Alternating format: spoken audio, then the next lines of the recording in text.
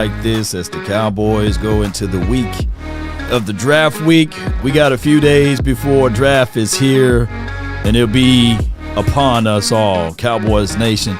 And as the room fill up, be sure to hit that like button, share this content, let that friend, that neighbor know where to go when it's time to tune in to Cowboys Sports Talk and beyond. That's including the ice wall, baby. And it's crazy out here. Cowboys. Read it, run from it, destiny arrives. We got enemies as we ride on our enemies. Cowboys got draft enemies ahead of them, plus more.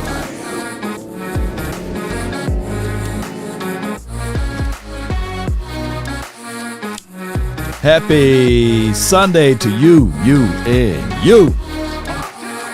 Put a 1 in the chat if the audio is straight. Boy, competition is always needed, especially in this realm. 5, 4, 3, 2. Come on, baby.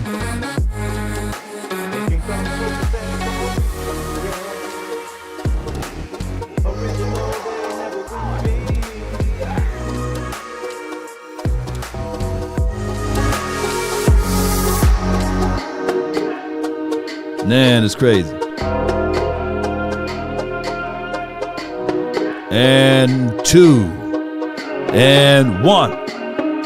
Come on. All right. Good morning, good afternoon, and good evening. Shout out to you, Perry Light, JV. I see you in the chat as well. By the Giants now having 2 picks in the top 10. I believe the Washington team still drafting ahead of us. Those are 3 known individuals that's in the confines of the NFC East that's drafting ahead of us. Now, to our good luck here, ladies and gentlemen, is that the Washington team don't know how to draft. All right, I'm just being real, man. We talk about our misses and we talk about our woes. You know, the Washington team don't know how to draft. And the other side of it is that the Giants, they don't know how to draft well. You get what I'm saying? Carroll, $846.19.99. Come on with it. Show some lover since I haven't been able to catch a live session in a Willio. No, Willie, yo, appreciate you, man. I got nothing but love for you, Carol. Love for you, baby.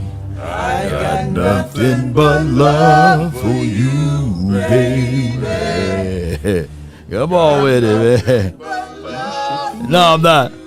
Are you shitting? I'm not, man. Appreciate you, Stephen Carroll. Thank you so much for being a strong supporter for the nation. And yes, I'm this week we going to go live at least once or twice a day. And then after the first draft, we going to really dive into the players, the concepts and the principles and where we will be at, right? Now the Cowboys, the good news about all of this, simple fact that the Giants don't know how to draft well, right? When there was opportunity for them to draft a Devontae Smith, they passed up on him, right? When it was even an opportunity for them to snag a Michael Parsons, they passed up on him. And they traded all the way back and got a Kadarius Toney, right?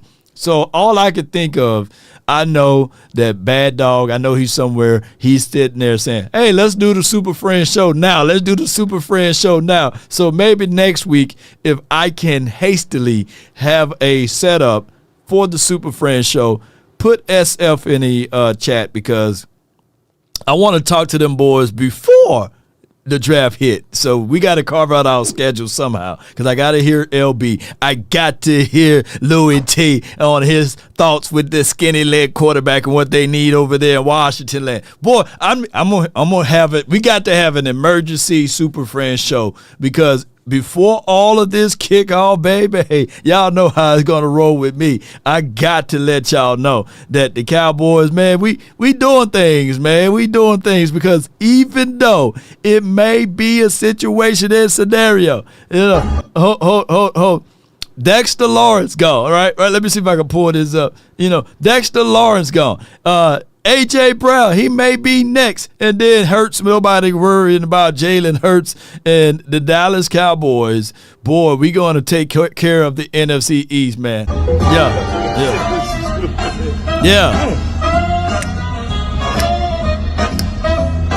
Hey. Life like this sure is sweet, huh? It definitely is. Yeah, but let me not laugh too hard, because everything can change just like that.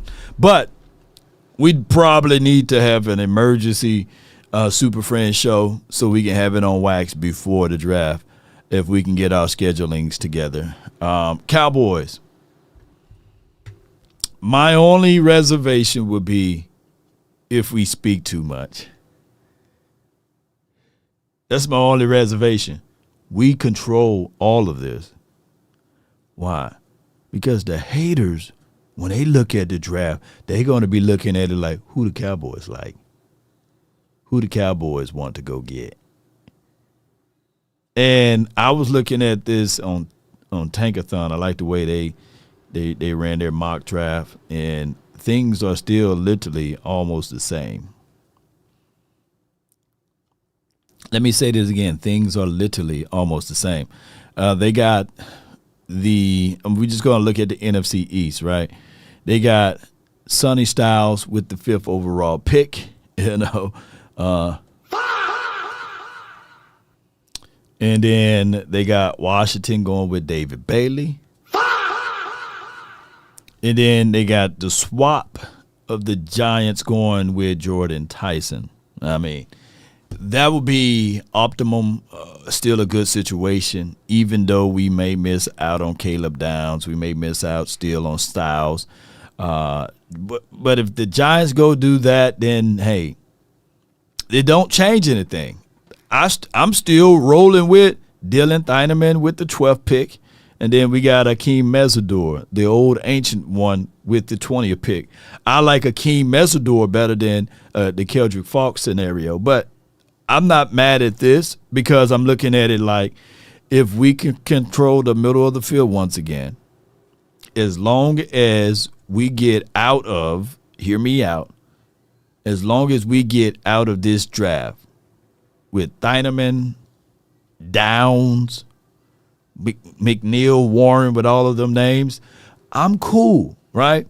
And as long as we can get somebody, a linebacker out of this draft collectively, let's say if we don't grab a linebacker, my notion is as long as we can get a Jordan Brooks, I'm cool with it. There may be some kickback from all of this, but I still like what we got. Just Blaze says, I would have gave up the 12th for Dexter Lawrence. Now, compensation conversation. We could talk about that. It states here, just yesterday, the Giants traded defensive tackle Dexter Lawrence to the Cincinnati Bengals straight up for the 10th overall pick in 2026. Let me ask you guys, the beautiful people that's watching and listening right now, on a scale of no scale, but put 12 in the chat if you would have given up your 12th overall pick for Dexter Lawrence, right? Let me know, because I want to know where you guys are at with this. Now, shit, he just hit me. You put Quentin Williams, Dexter Lawrence, and Kenny Clark in the middle of the field at the same time. That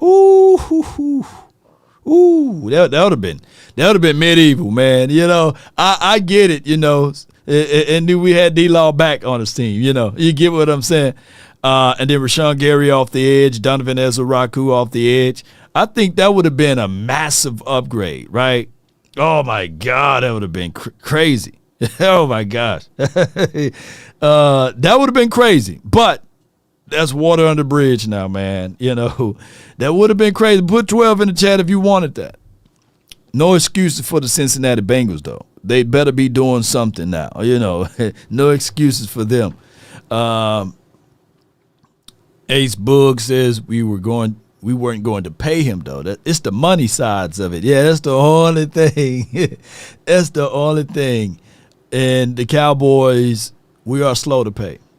Like we are literally slow to pay. You know, we need to address we need to address this from Ryan Keefe on the Facebook. We need to address getting at least another defensive lineman and another great free safety. When you say lineman, Ryan, are you referring to edge, or are you really talking about interior, right? Yeah, that just for what it is. That just for what it is. Yeah. How valuable is that 12th overall pick? Right now, there's a guy that's coming out of this draft that's projected to be a whole lot better than Dexter Lawrence, right? And I'm not talking about Peter Woods, but I'm talking about McDonald from Ohio State. He's really nice. You can do that now. You can get your Dexter Lawrence now, your new version of that, younger, right? You can go that route too. I just don't think the Cowboys will go that route, but for sake of conversations, Kenny Clark is long in the tooth, right? And Quentin Williams, you still want to pair him up with a bigger boy next to him, even though Quentin Williams is 308, 305-ish, 305, 308-ish. That's a better way to say it. You still want to make sure you don't overlook that, because by getting rid of Osa, you still have now a weaker interior, right? Far as the concepts of what we're trying to do, you still got to replace that. If not, you got to hope that Kenny Clark can hold that down. And he's been having a downward spiral for the last 2 seasons, right? And I'm not beating up Kenny Clark. I like him. But if you look at the stats and all of that stuff, he's not been playing up to the level that he was playing 3 to 4 years ago, realistically speaking. So there's still a hole inside the middle of that field. And when we start talking about safeties, I get it. Malik Hooker, contract year, last year if it's contract. Jalen Thompson, it's a 1-year deal, not a multiple-year deal. P.J. Locke, it's a 1-year deal, not a multiple-year deal. So you better be looking at it like, hey, you got to replenish your safety looks, right? You got to figure that out. And don't let me get on to the fact that we got to talk about linebackers. If we start to look at this defense as of April the 19th, there's nobody that can literally say, hey, Law, we ready to roll with our linebackers. This defense, if we are to start this defense going in, let's say we got to play a game, we've got to go 3 weeks of playing football. I'm not confident that this defense can stop teams from scoring at least 25 to 30 points a game. Not confident yet, regardless of the new scheme and principle, because we still don't have the personnel, is what I'm getting at. Those guys, Kobe Durant, those guys, Deion Kendricks, right? The Rams felt as if, though, these are guys that we can comfortably get rid of, right? They were considered ancillary pieces to them, and they come over here and they are now considered primary pieces here. You get what I'm saying? Like when the Rams went and got McDuffie, they're like, okay, bye-bye. Bye-bye, Kobe and Durant. Bye-bye, Kendricks. We're not finna fight for you guys that much, and that's just for what it is. So we got to be mindful of that, right? other teams' castaways are our primary targets now. so we got to make sure. And I'm not taking any shades or throwing any daggers at them boys. But we still have a hole in the bucket, and that means that the linebacker role, we haven't solidified that spot. What we're hoping on is Overshawn can stay healthy. What we're hoping on is that Shamar James can turn the corner. What we're hoping on is that Mears Leofau, who's now going into his third season, we still don't know who he is, right? We're hoping that he can transition to an outside linebacker, maybe eat a few hams and potatoes and a few peanut butter and infuse it with creatine, that he can play better than what he played in the last 2 seasons, right? Jalen Thompson, 3-year, $33 million deal. My bad. Well, 3-year deal. But Jalen Thompson is still to a point. My bad. It's still to a point. It's not a world beater or a game changer, right? We are living on the hopes that he can become one of those household guys that can be representing the Cowboys from here. But it's still a one side of a lot of hopes. Jalen Thompson, he may ball out. I don't know. But that's still not a needle mover, right? To a point is what I'm getting at. Jalen Thompson, and I hope Jalen is not listening, close your ears and your eyes.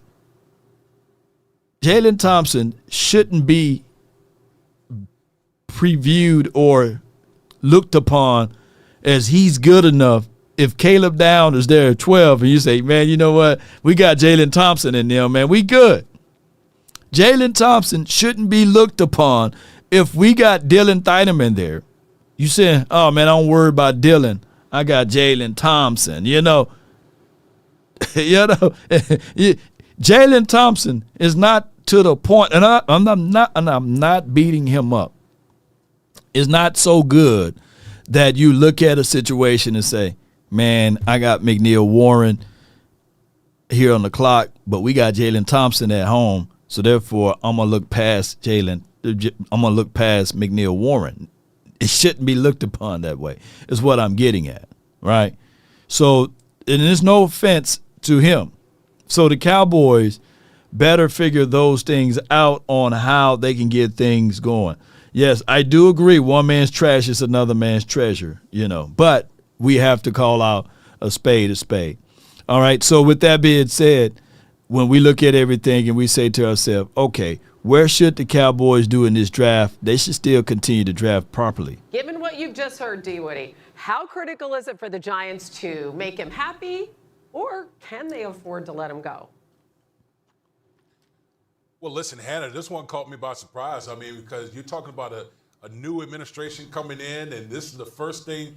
This is not the way you want to deal with the offseason program, open up the offseason program with one of your best defensive players asking for a trade. Dexter Lawrence is one of the best defensive tackles in the league. And yes, he did have a down year last year, but if you ask any of the offensive linemen out there about Dexter Lawrence, they will tell you consistently that he's one of the best. He's big, and he's a pass rusher inside. That's what makes him unique. For his size, he's able to rush the passes. So hopefully the Giants can get this thing figured out. Otherwise, as we all know, they didn't get it figured out. So on the flip side, that's one less interior guy that we have to get to be a part of. They have made worse decisions. They passed on Randy Moss. Are you talking about Just Blaze, or are you talking about Just Blaze? Are you talking about the Cowboys, or are you talking about the Giants as well? The Cowboys passing up on Randy Moss was it was hurtful for us to do that. I get that, because of the greatness that Randy Moss was able to exhibit. But to be fair to the Cowboys, Greg Ellis, if it wasn't a Randy Moss, he would be our third best edge rusher that the Cowboys drafted in the many of sides of these type of moons. Because if I were to rank them, Greg Ellis is just behind Michael Parsons, right? Because you had D. Ware, Michael Parsons, and then you have Greg Ellis. If you look at Greg Ellis' career, it blows way past what D-Law was able to do, right? it blows way past what Taco Charlton was able to do.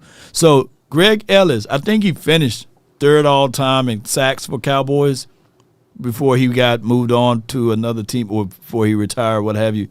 And it's just that, man, Randy Moss is a Hall of Famer, gold jacket guy, unbelievable skill set.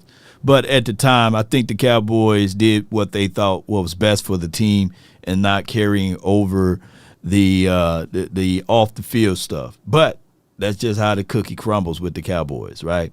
If we were to go get a Randy Moss, then there would have been sanctions upon the NFL, upon this and that, especially during that time, because we would have had Randy Moss and we'd have still had all of those slew of different quarterbacks. Jeez.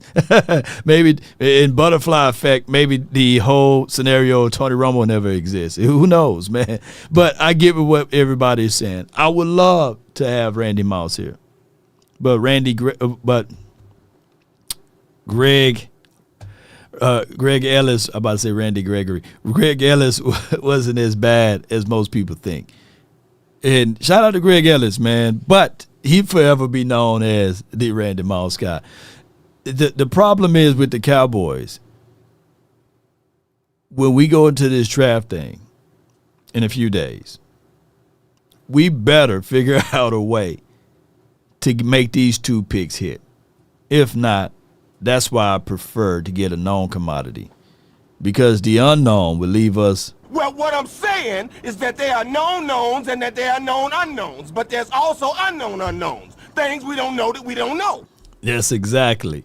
But before I go a little bit further into these details here, there's an article out from Cowboys Wire about how this can throw a monkey wrench into the things that we're trying to do. We know that when you start talking about interdivision, like the Washington and the Giants, nobody would know us more than them.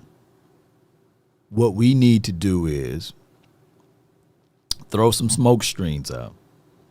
I do like the fact that it's been written that Sonny Styles is not a top 5 or top 10 linebacker in this draft. As far as draft grade, I like that because teams start to read these articles right before the draft time and they say, hey, Styles really ain't that good. If you look at his measurables, you look at what he's able to do, he was just a guy, an avatar that was fit into a system that worked for him. He really ain't that good. Hopefully teams will start digesting to what other people are saying, overanalyze and say, yeah, I got a 2nd round grade on Styles now, right? And then he falls to the 12th spot. Boom. The Cowboys make that selection. I do like that. I do like some of the reservations that people may have on Caleb Downs. Oh, man, that knee, man, degenerative. You just never know when that ACL gonna pop. We don't value safeties in those guys anyway. And then he started to drop. And the Cowboys. I do like, to a degree, when people start talking about the arms, of Ruben Bain. Like, hey, man, he got short arms, man. He can't get to the quarterback. Them arms is too small, And then all of a sudden, when he gets to the spot or selection there, if he falls. So we are in a great situation. But it's Sunday. I don't want to keep you guys super long. So what we're going to do is open up the phone lines. Let me know of your thoughts. I know this off topic. This is from the Facebook sides of things. But it says, but do we still have wide receiver Trayshawn Holden? Yes, Trayshawn Holden is still with the team. And matter of fact, Trayshawn Holden was just with Dak Prescott the other day. They was throwing the ball, and he's been working out with Dak Prescott. Spoken with Trayshawn Holden, he is with the belief, and I love his thoughts. I love the way he approaches things. And he will tell you straight up. He said, I'm like that, Law. I said, what you mean? He says, I'm the best wide receiver on this team. I said, Holden, what you trying to say, man? He said, I'm like that. I'm better than Flo. I'm better than Cavante Turpin. I said, keep going, or you know, hey, you gonna pass me that? You know, I'm better than George Pickens. I said, okay. I said, keep going. I'm better than C.D. Lamb. I said, you know what? Hey, Trayshawn Holden, you know, I ain't gonna hold you on that. But I will say that's the right mindset to have, because when that ball is in the air, it belongs to you. And, you know, we all want to be able to say, hey, I'm better than X, Y, and Z. And he's young, and he's saying to himself, hey, I'm better than all of them boys. I'm like that. I'm nice like that. And I'm finna go showcase that to Dak and beyond. And I'm saying, okay. And sometimes you got to believe in yourself more than everybody else, and then you start walking in that authority and that purpose. Let it be like that, because all eyes going to be on you. And if you want that pressure, I said, you want that pressure? He said, man, I want it. Now, when I tell it, I'm going to say it. Just be ready to be prepared for it. And he's prepared for it. So it's a prove me type of thing. You got to have confidence as a wide receiver. And I said, so what was the reason why you didn't get out there last year? And he said, you know how it goes. And I said, okay. But this year, he got some things in front of him that can be suitable for him. The wide receiver coach, favor is not fair. Worked with him with Oregon, right? Worked with him now at the Cowboys all last season. So we will have our eyes fixated on him to see whether or not he can own up to those words. And I need those type of confidence. You should never go into a room saying, man, I mean, if you're going up against any great player, you are on the field at the same time they are on the field. You just need the opportunity. So hopefully, you know, those things can materialize into greatness, and we will see this year what Trayshawn Holden can do. And we'll be along the way journey, that journey, documenting everything. And shout out to him. With that being said, let's go ahead, if you guys can, put a 4 in the chat if you guys would like to have the phone lines open so we can get this conversation going about who the Cowboys should select. Keep the conversation real good and snappy and quick, because this is Sunday, and we're going to be out with the family in a few. So I really appreciate you guys so much. A Common Sense Lab, appreciate you. He said hit that like button, HBU me. I do know a lot of mods saying, hey, where happened to my ranch? Where happened to? Well, I had to do the great reset once again. I do the great reset every year now. so you just never know when it's coming during the off season. So those mods will be back around once again. But what we need we always need to do the great reset. But neither here nor there. Let's get things going. It starts from the first phone call. Most of the time, you're going to talk to Gene Burkett, a 30-year partner. You're not going to talk to some employee that just got put on the phones that day. There are things that are so crucial, especially if it's a cataclysmic event, to have our experts get out and look at the vehicle, witness statements, photos, the whole thing. Call Frenkel first. Chosen by the people, feared by the insurance companies. Call Frenkel first. That's drafting up a good number. That's 214 or 817, and every 3 that you can dial. Call your number 1 draft pick. Should be Frenkel and Frenkel personal injury lawyers, backed by a combined of 100 years of experiences here in the heart of Dallas. Be sure to reach out to our proud partners, Frenkel and Frenkel personal injury lawyers. If you can't, there's always FrenkelFirm.com that you can reach out to.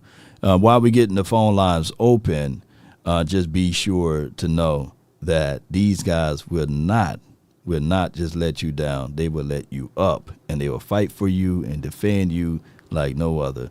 And let's get things going. Call my phone, hit my line. Only ones who down for my hotline for your mind, 657 390-739-1, the hotline for your mind. I got from the 970. I got my guy. Is this Sonny? Who this is right here for the 970? How you doing there, Law? Hey, what's good with you, Mike? My guy. You're not on the collective no more. Oh no, yeah. Due to certain things, I'm not able to be on the collective right now. But we are working out some great things down the future. So yes, but the collective, I seen that, man. I couldn't figure out what the hell happened. Yeah. But I'm glad everything's okay then. Oh yeah, everything is great. So what you got? What you got for the for the conversation today, though? You know, on the law collective. You think Jerry Jones, if we did trade up, would actually take Love, the running back? Trade up to get him? No, there'll be draft. You don't think he would take him? Draft malpractice if you trade up to get Love. You know, there'll be draft malpractice, though. You know, you shouldn't He's not trade up. that type of running back you would want to trade up for then. No. He's definitely not that. Is there a player in your heart to believe that there is actually going to be a Pro Bowler out of this draft? You really believe there's going to be one player in this draft that's going to be that good? Or it's just all speculation? It's speculation because, for once, these guys never played that many games. They never traveled this far. And on top of that, they never received this type of money. So it's going to be in – of course, they going up against bigger body guys, so you just never know. Yeah. The draft is always a crap shot. We can fool around and draft Kilgore in the later rounds, and he could be better than all of these guys that's in the first round. Yeah. So is it a lot harder to pick defense and offensive players when they do these drafts, huh? Is it kind of harder to pick defense, or is it easier to pick defense over offense to project how good they're going to be? I mean, at this point, projection-wise, it'll be easier to get an offensive guy because you got your offense pretty much assembled, and you're not asking an offensive guy to do as much because, let's say, for example, you get a wide receiver, that wide receiver immediately going to have a great year. You got CeeDee Lamb on the other side. You got a veteran quarterback throwing him the ball. If you get a running back, you got CeeDee Lamb, you got a veteran quarterback throwing the ball. So offense would be a whole lot easier outside of maybe an offensive lineman. But outside of that, offensive guys should be easy plug and play in this system. So who you thinking we're going to pick? What do you think is going to pop out? I think we're going to stay put myself. I think we should stay put, Sonny. That's what it sounds like. Yeah, I think we should go with before the 24th hit, I think we should end up having at least a linebacker or some shape, form, or fashion out of this draft, a defensive back. Those are two areas of needs on this team. Yeah. Yeah. Doesn't sound like to me we need, because you don't sound like the draft is all that good. There really ain't, these players are not really Pro Bowler type players, is what you're saying. I'm saying, excuse my French, I'm saying F those picks in the last 3 years. You know, I think the last 3 to 4 years, the draft wasn't that good for the Cowboys, and we shouldn't have been holding on to any of these picks. Too. I would just, I wouldn't put past Jerry to pick Love or somebody, but you don't think he's that type of running back that could really, you know, when we had a good running back, our team's always been good. Yeah, that's subjective, but I get exactly what you're saying. Not that guy though. Not worthy of moving up to get him. I wouldn't do that. Okay, that's all. If he's there at 12, I'm glad everything's okay with you. I was kind of concerned when I was watching it, and they said some stuff, and I was going, "Man, did I miss something?" No, you didn't miss anything. Okay now. Yeah, everything always been okay. But I appreciate it. Thank you so much. Yeah, I appreciate it. And hey, we'll see what happens after the draft. That's what I'm kind of waiting to see what happens. Most certainly. Thank you so much. All right. Well, you have a good morning. And the Cowboys are going to the Super Bowl this year. Thou should decree a thing and it shall be established. Soon, you know, no doubt. Keep saying it. Keep saying it. It'll happen. Have a good day, Law. You as well. Bye-bye. That's Sonny from the 970.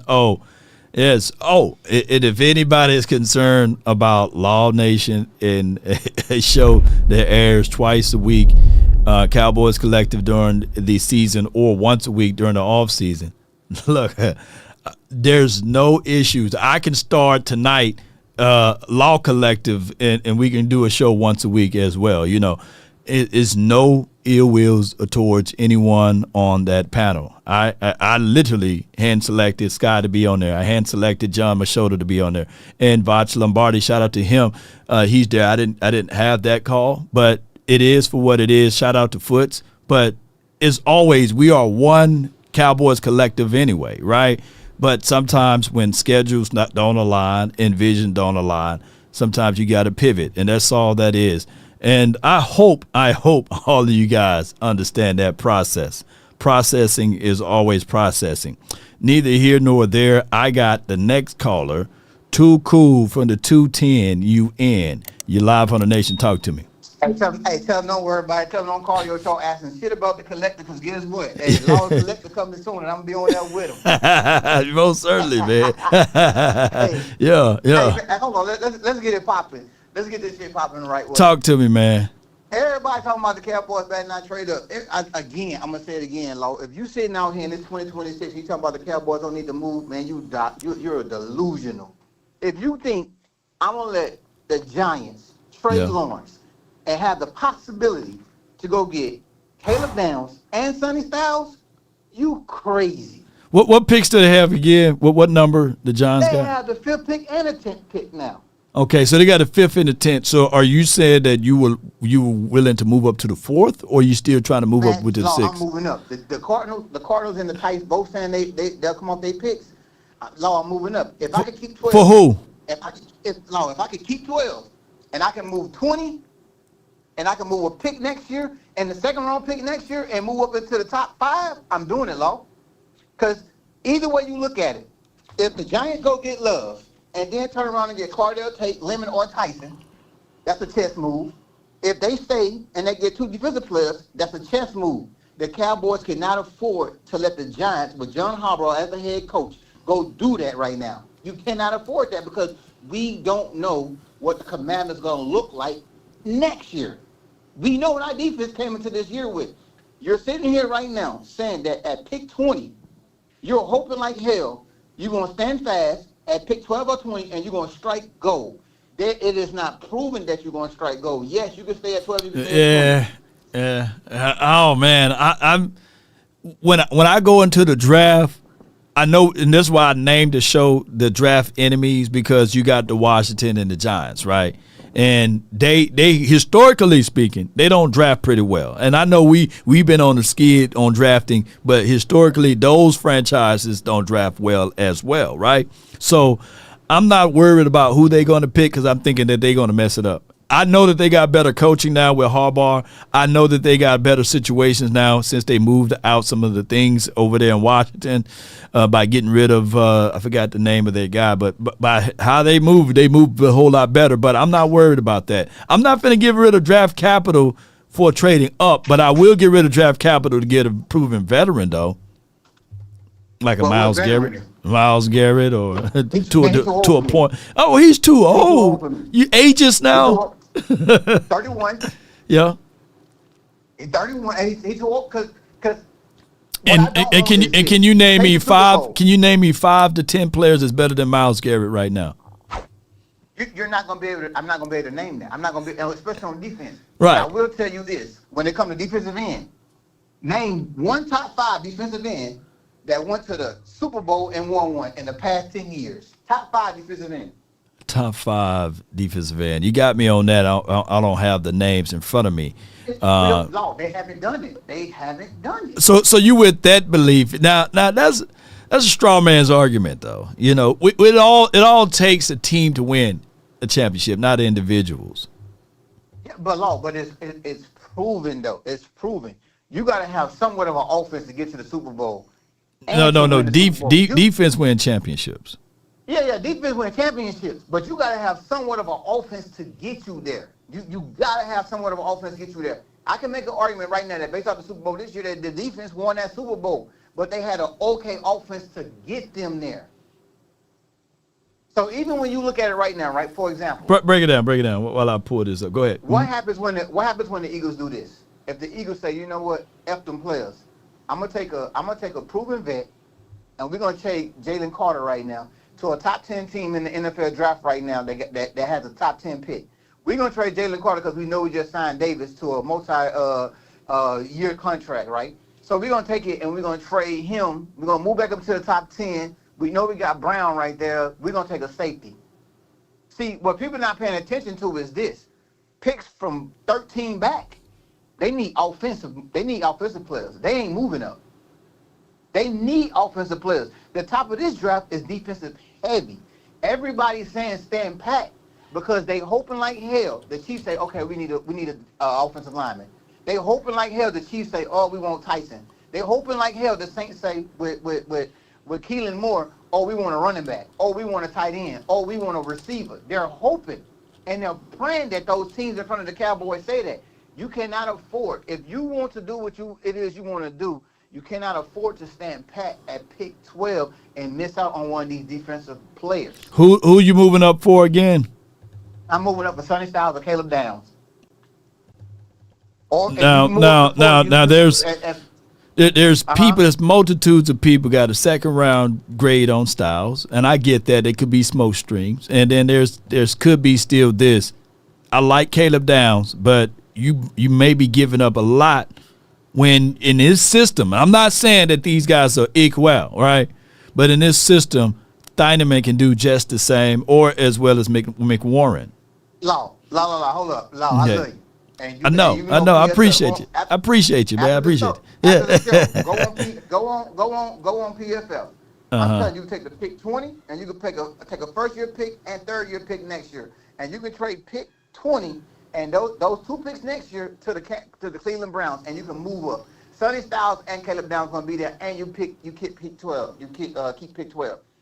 I love Vach, but if you out your rabbit ass mind, if you think that I'm gonna tell you that Arvell Reese, a player that started 1 year for the Ohio State Buckeyes, is better than Sonny Styles that played all 3 years, went from safety to linebacker. Of course, he don't know how to do all that crazy shit with his hands and stuff right now. Right. Forward off the blocks because he played safety. See what they did at Ohio State was they moved him before he got to the league.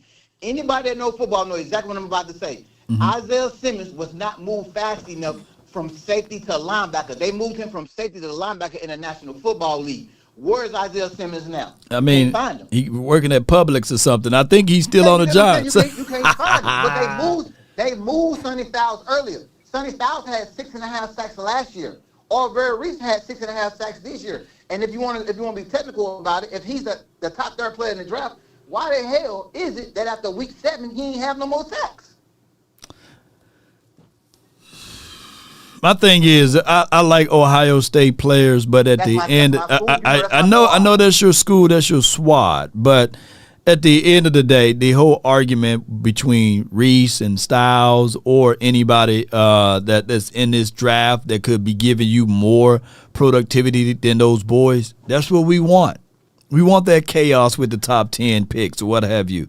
We want people to overlook. We want people to underlook. But what the Cowboys can't do is decide to move up and put all of that unnecessary pressure on Styles. I get it, you know. If you're not doing that. They play for NFL defensive mind, genius defense coordinator. They play with Matt Patricia. Matt Patricia got them boys right there ready. If there's any player that I'm moving up in the draft for, it's an Ohio State player out of those 5, including McDonald, freaking Reeves, Downs, and Styles. Out of those 4 right there, I'm moving up for them right now because of the coaching they had coming to the NFL. We haven't positioned ourselves enough in the offseason to have the ability to move up to get those type of guys. In my opinion, we haven't did enough for me to feel comfortable for us to move up to get one versus keeping the picks and being able to have. I'm quite sure I'm right around there because what we got to do, the way you phrasing or caging this argument is that this is a wait and see argument, right? Like for right now, based off of what you're saying, it appears that, hey, slam dunk. But right now, off of what you're saying, it is better to make sure that we just don't get too antsy and try to move up based off of what the Giants and Washington might do. We just got to stay put, bro. So real quick, 2 more points, and then I'm gonna let you go. Two Go ahead. points. First and foremost, my point is this, right? When I look at Caleb Downs, y'all keep bringing Darwin James and all them cats to the fight, and Hamilton. You can't bring them to the fight. See, what people try to do is this: they try to look at what these players doing in the NFL and compare them coming out. Now, I guarantee you, if you go back to when Darwin James came out, and when Kyle Hamilton came out, and when Caleb Downs came out, you put them all in the same draft. I can make an argument that Caleb Downs will come out before them. Caleb Downs is not big like them. Caleb Downs don't play like them. Caleb Downs remind me of Eric Berry and Earl Thomas. And those were phenomenal safeties in the National Football League. The second point I'm going to make, though, is this, Lo. Cowboy fans, I'm going to tell you, I'm going to warn you. Boy, we got to be real careful with how we put this team together. We put this team together, you make a goddamn deep-ass Super Bowl run or a playoff run, or that defense look half as good coming from 31 all the way up to 10. We might be looking at a 1-year hit and wonder with Christian Parker, and Christian Parker might be somebody else head coach next year. So, hey, if he's somewhere, if Christian Parker turned up to be someone head coach next year, you know. Look at my African American. Give me them picks, man, because we did a great job of being able to get that guy over here and still be able to get some of those picks. Hey, but if we miss on those top 6 players. The defensive players, if we miss on them. At pick 12 and pick 20, if pick 12, if a receiver there, take him. At pick 20, if a tight end, take him. The greatest show on turf was the Rams, right? Yeah, it was short-lived, 1 year. Go ahead.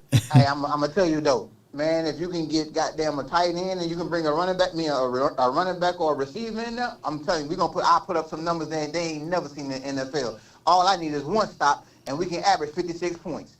I just need one stop defense, and I just need one massive-ass kick from Aubrey. But other than that, man, I'm going offense. If I can't get a defensive player, I'm going offense, or I'm trading my picks to next year.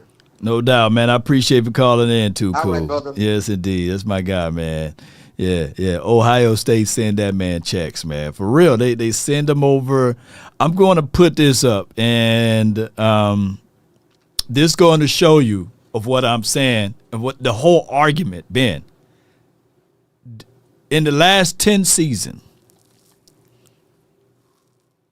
I don't want to hear the change of like different eras and stuff, because the era didn't change that much outside of and then the era changed in 2024, whereas they allow you to mug and be able to, well, not mug wide receivers down the field and all of this. I think it's not in 2004. It ended. It ended the greatest show on turf, because I remember Isaac and all of them boys, they were saying that you can't get off your releases, because down the field, Ty Law and all of them boys were able to steal jammers, and now they came up with that ruling, right? But I'm going to pull this up, and we've been giving this guy all type of heat, and we've been giving this guy all type of saying that he's the reason why we haven't been winning. This is the first 10 seasons.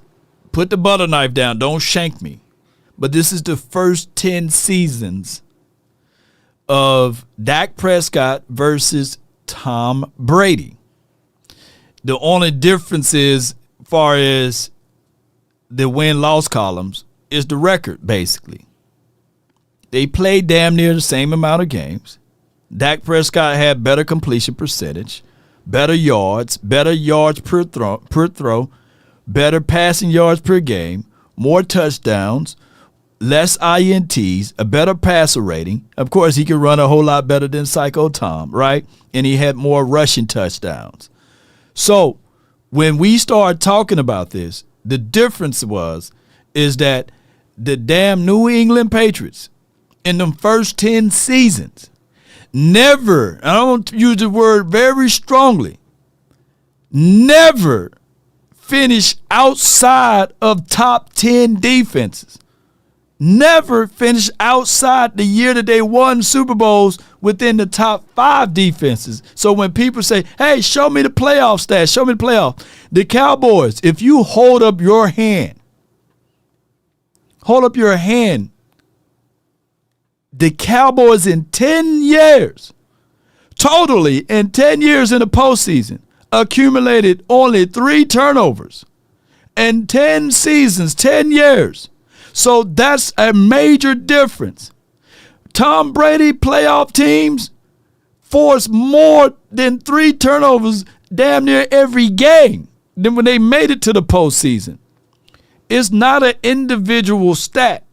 It's more so of a complete tape. And when you have this kind of caliber of numbers, it's very comparable to say, man, the Cowboys dropped the ball on defense. I get it. Dak Prescott laid an egg on offense on some of these playoff games.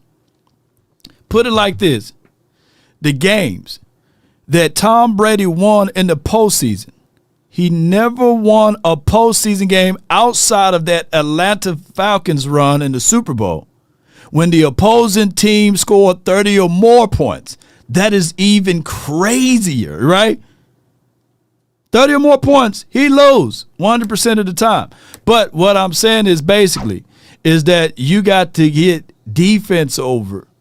If the Cowboys fix this freaking defense, just maybe we'll have a better outlook on the postseason. But that's a whole nother conversation. It'll go into one ear, out the other, because people been, I guess, conditioned to hate the quarterback here in Dallas. But if I was to say, if you were to put Tom Brady in the same situation, it would have been more of the same. A quarterback that can get you to the postseason but can't win you the postseason game. A quarterback that can put up good numbers but can't win you games because you need ultimately defense. If I go down the road and say we didn't have, don't y'all know how big of an impact Ty Law been, right? Don't y'all know how big of an impact Darrelle Revis is? That's a big, major impact. Don't y'all know how big of an impact Stephon Gilmore? We didn't get Stephon Gilmore until he was old here, right?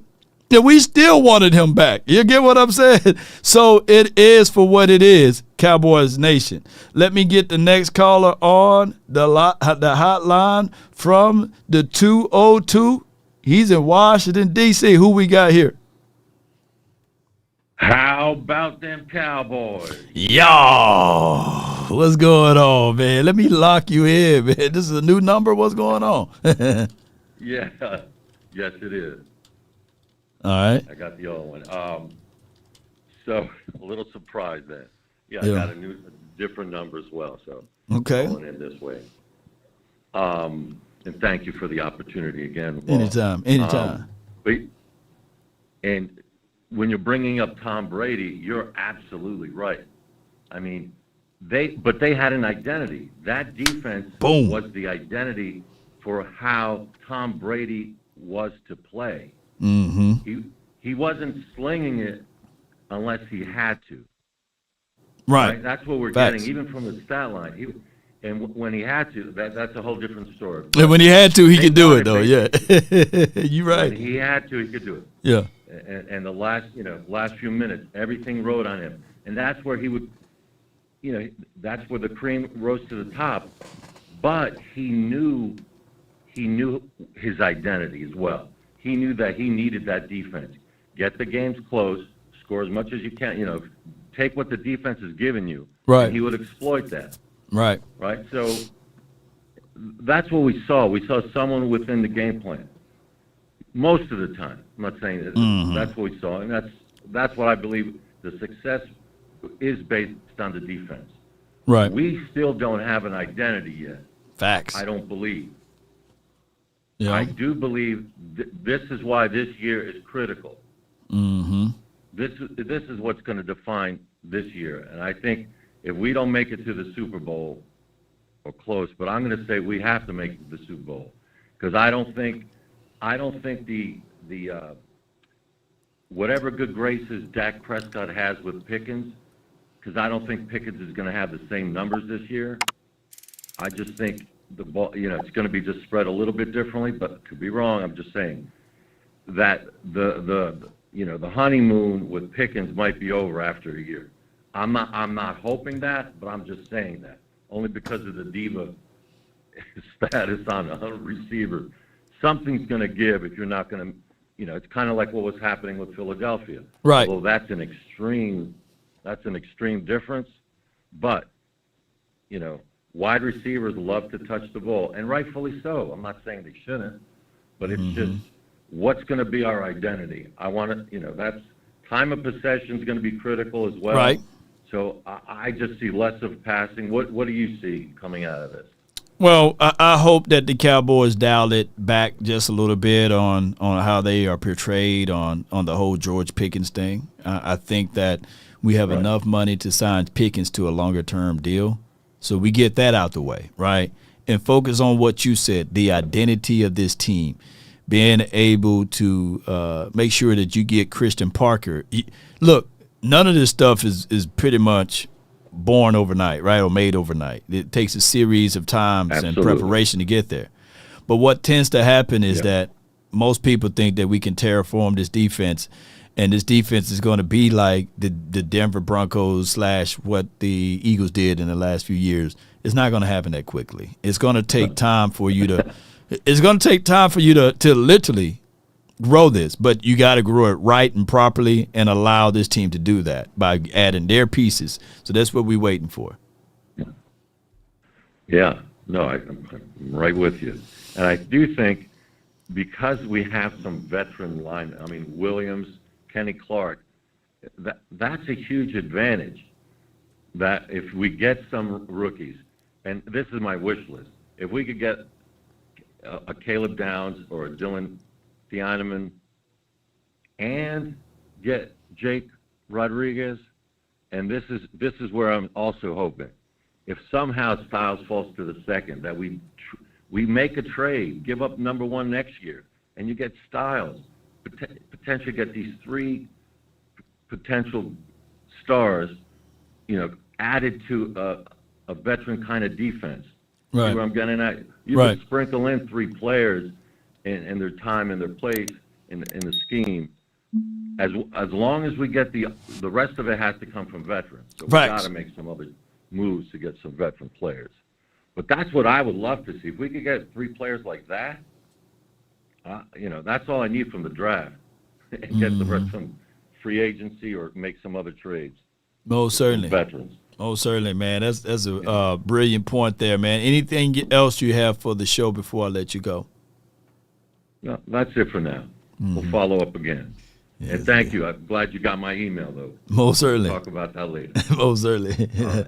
Thanks, Flo. And how about them Cowboys? Yo, that's one of my favorite callers right there, Big Amish. Comparison is the thief of all joy. It is the thief of all joy, comparison. Because we can always pick apart other things. Law, where you going with it? All right, cool. In the chat, I'm going to see if I can displace your thoughts on the screen. Eric, man, you got about 5 minutes, man. You're going to have to send me something, man. You got to at least send me something, bro. You know what I'm saying? You up in here, you chilling, you eating the oodles and noodles, and you got to send me something, bro. Yeah, I see you in there, man. Send me something, bro. Just go ahead and send me something. I ain't saying that you got to send me $1,000 or anything, but you got to send something.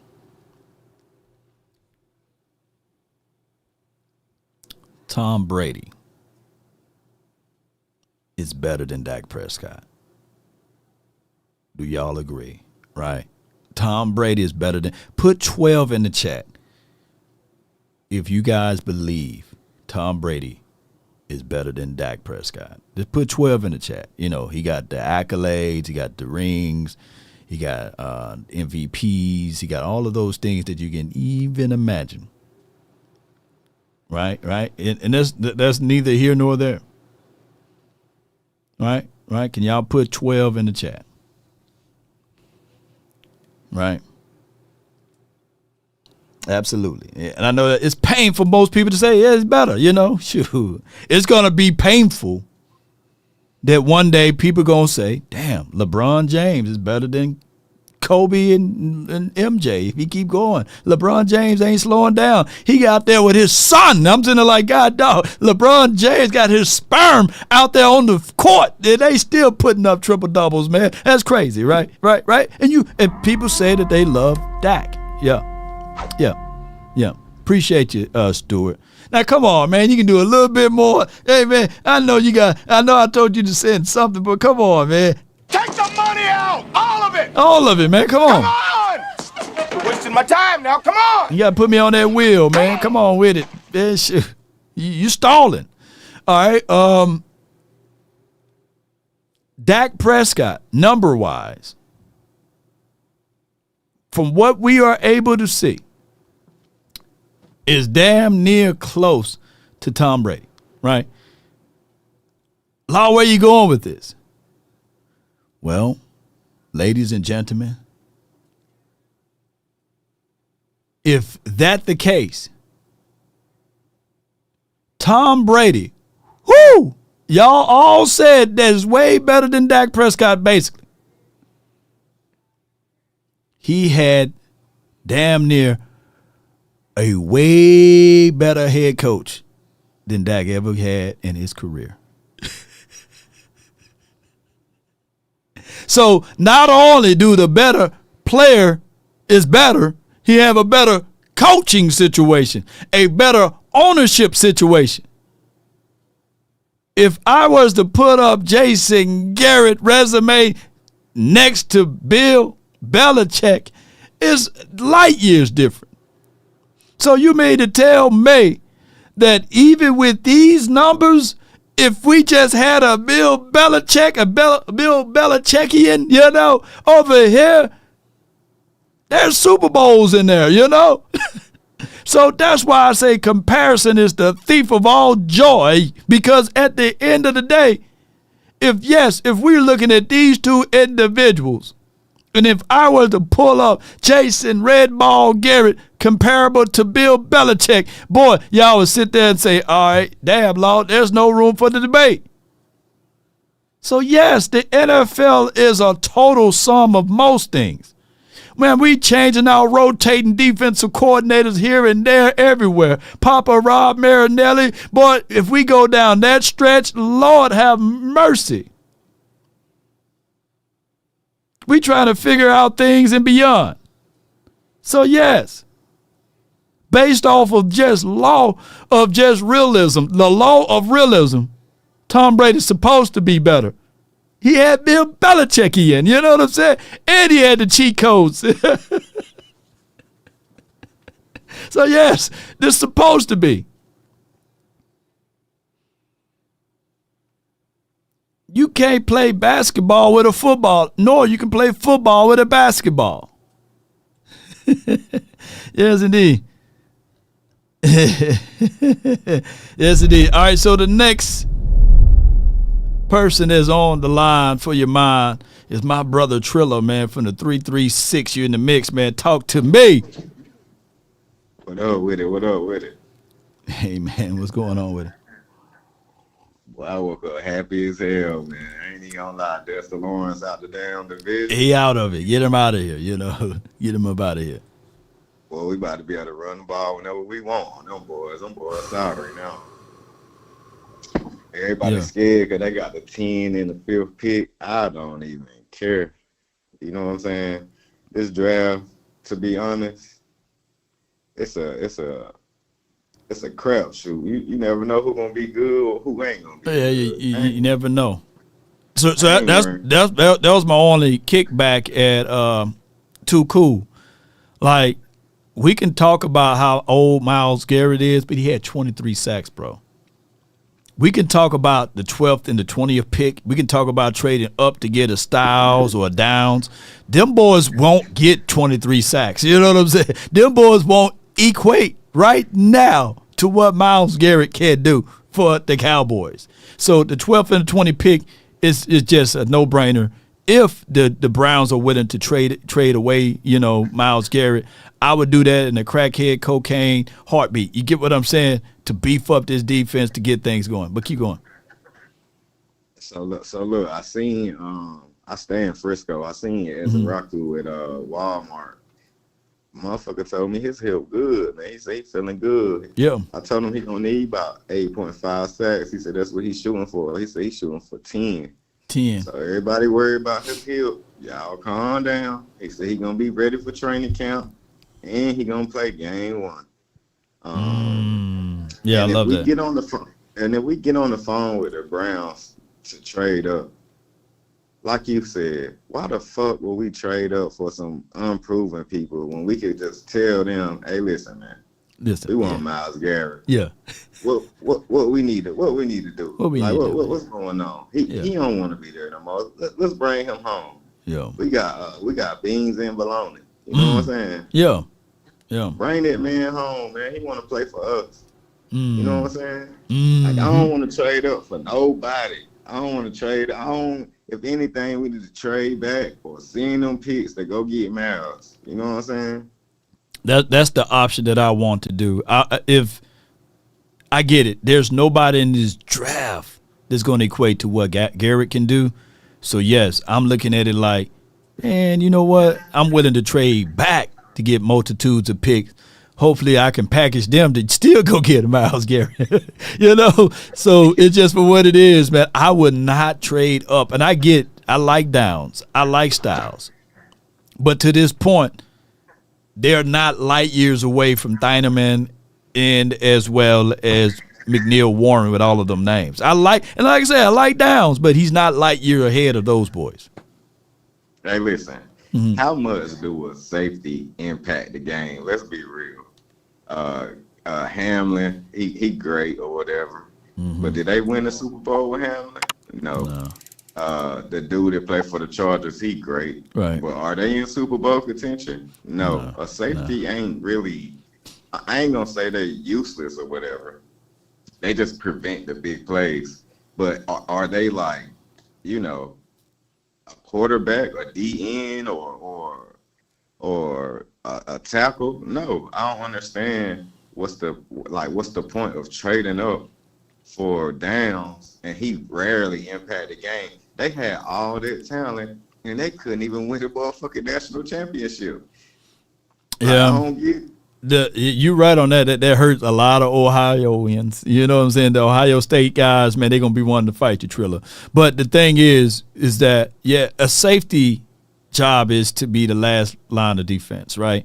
But a nickel guy is to control the middle of the field and stop those two-way goals. I think that a nickel safety is more valuable now in modern day football because of how the wide receivers, if you can isolate that, right, and take away that one wide receiver, they can line up in the slot and have two-way goals, and you can redirect and flood them to the linebacker or flood them to the safety or flood them to the cornerbacks, then you got you a damn good chess piece. A lot of that stuff goes unseen and it's not on the stat sheet. That's the only thing that how you measure that. The problem is that it's hard to. But would a Derrick James been an impact for this team? Hell yeah. Would in the stretch of like was it Hamilton? Hell yeah, he would have been an impact for the Cowboys. But you still need those core other things like edge rusher pressures and stuff like that, things that you can count on to be tangible. So that's why it's always a problem when you're evaluating that. And what I can bank on, Trilla, is that other teams don't evaluate that properly, and Downs or Styles fall right to you at the 12 instead of you trading up to go get them. All right, so boom. You said something about fighting. Don't nobody want to fight me, dog. I got like 30 goods, dog. I don't play. I stay in Texas, dog. You gonna leave in the ambulance or bad? You hear me? We even go. I got too many daughters. Oh yeah. I'm here to stay. Yes, if indeed. you want to fight, just know it's gonna get real critical out here. You know what I'm saying? You said that trigger finger. That's the whole only thing that's gonna be fighting. No, I feel you. I can fight, but yeah. I tell you, Yeah. I better not lose. You go to win of the H's you gonna go to God to heaven, or you gonna go there? You know what I'm saying? You gonna be Jamaican. You gonna see the Creator, basically. Send him straight there. Yeah, you go away from here now. Don't make me mad. Most certainly, man. But in closing, what else you got for me, bro? I just want to say this, man. Everybody that's scared, we just got better because Dexter Lawrence just left. Right. The Eagles in shambles. If they trade AJ Brown, we just got better. I ain't even gonna lie. And then I ain't even worried about the Redskins neither, because they best season they had was a fluke, and they still didn't win. They look terrible. I'm talking about we beat them with Cooper Rush, and every time Dak see them, we dust them off. Right. We just need to figure out like what we gonna do. We need to get either Max or Miles. I don't want none of these rookies. I ain't even gonna lie. I like a couple of people in the second, third, and fourth round, but 12 and 20, I really want to go get Myles Garrett or Max, and let's go beat on these motherfuckers. Let's you know what I'm saying? Yeah. Let's get a parade. You feel me? Mm-hmm. Now you're out. We need a parade, dog. We do, man. We don't even know what to do if we have one, man. Appreciate you for calling in, Chief. I'll see you at the start when the training camp start, man. All right, no doubt, man. Let's get it. That's my guy, Yeah. Trilla, man. In Frisco, one of the hardest guys is in Frisco, and Frisco is deep with a lot of people, man. Shout out to my guy, and he's right. Like, help them picks, man. I'm telling y'all, man. We wouldn't even have to be going over. Do Ruben have long arms, short arms, medium arms? Is Keldrick Fault a fit or no fit?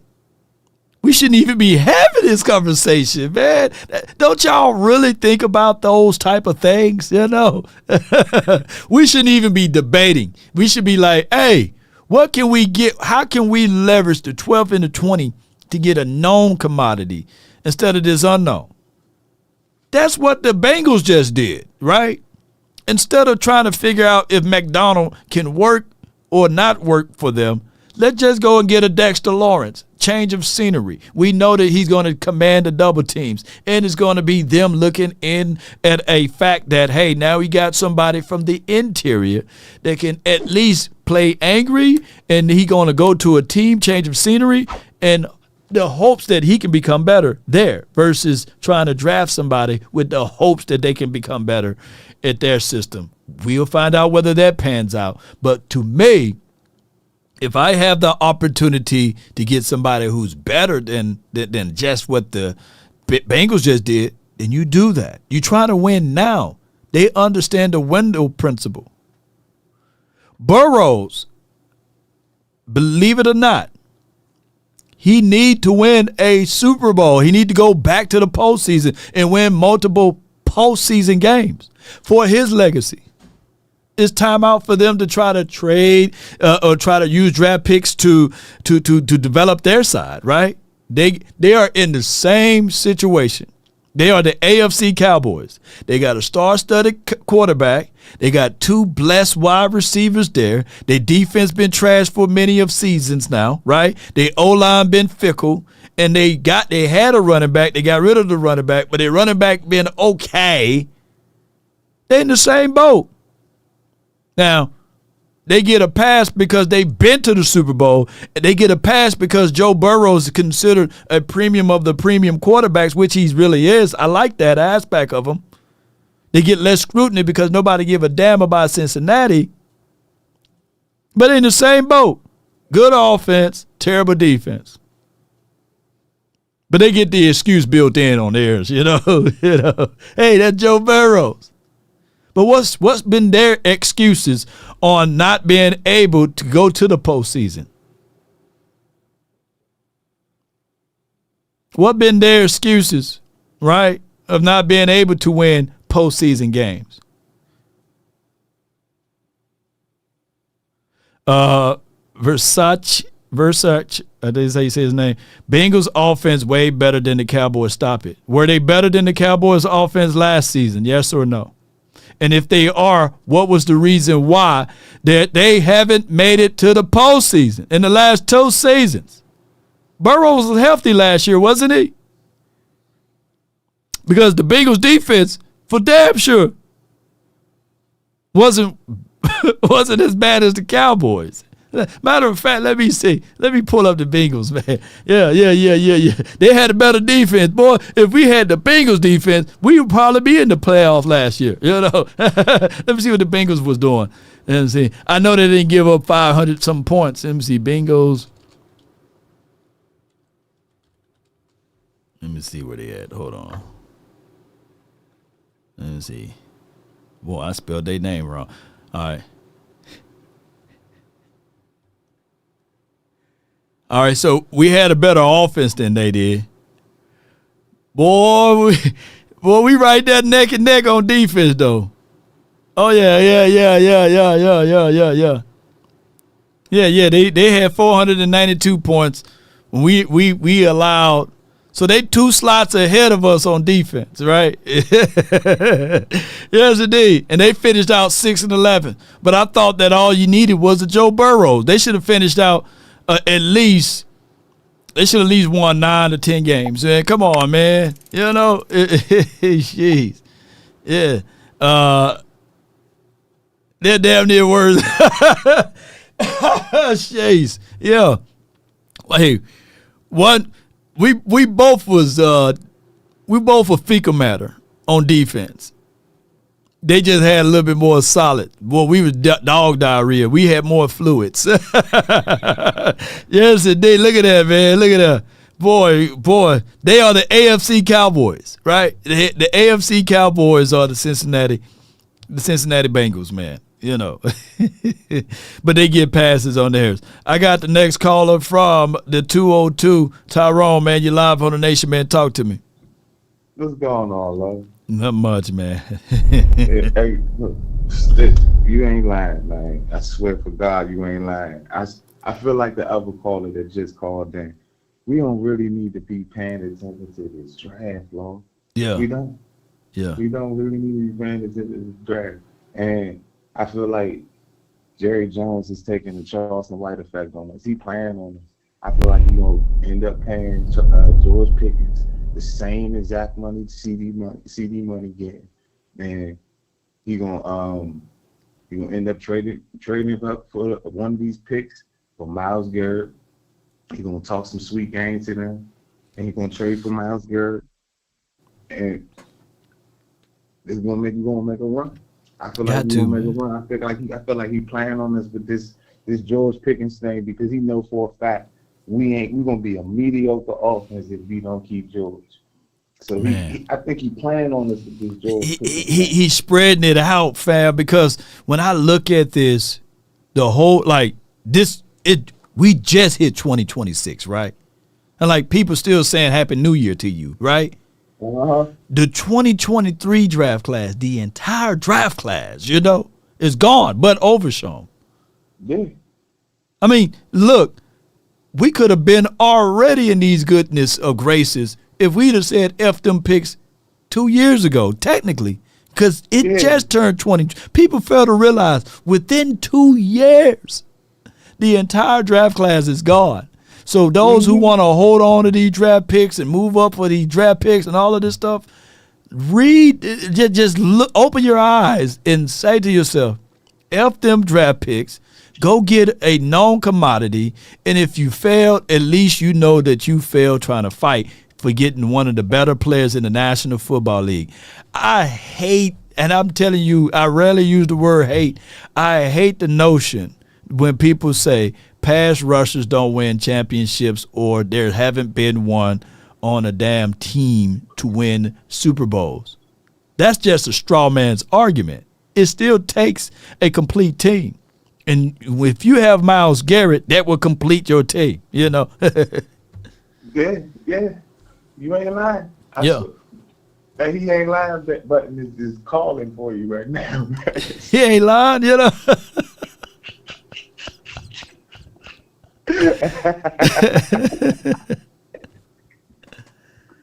It's like, cause I've been saying that for like probably 2 weeks now. I've been thinking about it. I was like, man, Yeah. I've been thinking about it for about 2 weeks now. I'm like, man, Jerry playing on this with this George thing. He know damn well ain't no receiver in this draft right now better than him. Right. Ain't none. It ain't no way. And he got the money to pay him. So it's just like, man, cut the bullshit, Jerry. Go ahead, pay the man what you gonna pay him. I know you ain't gonna pay him more than CD. That's cool. Right. Go ahead and pay him the same thing. You know, make them Mario Brothers for real and shit. You know, why not? And then go ahead and go get Miles and just say, you know, whatever falls to 12, we gonna do that 12 pick. Yeah. Yeah. Because that's how I'm looking at it at this point. Yeah. Stop playing on this, man. We you know. Stop And playing on if it's not Miles, right? And I know how people feel about Max, and I get all of that. He's older than what Parsons was or what have you. Sometimes things just don't align.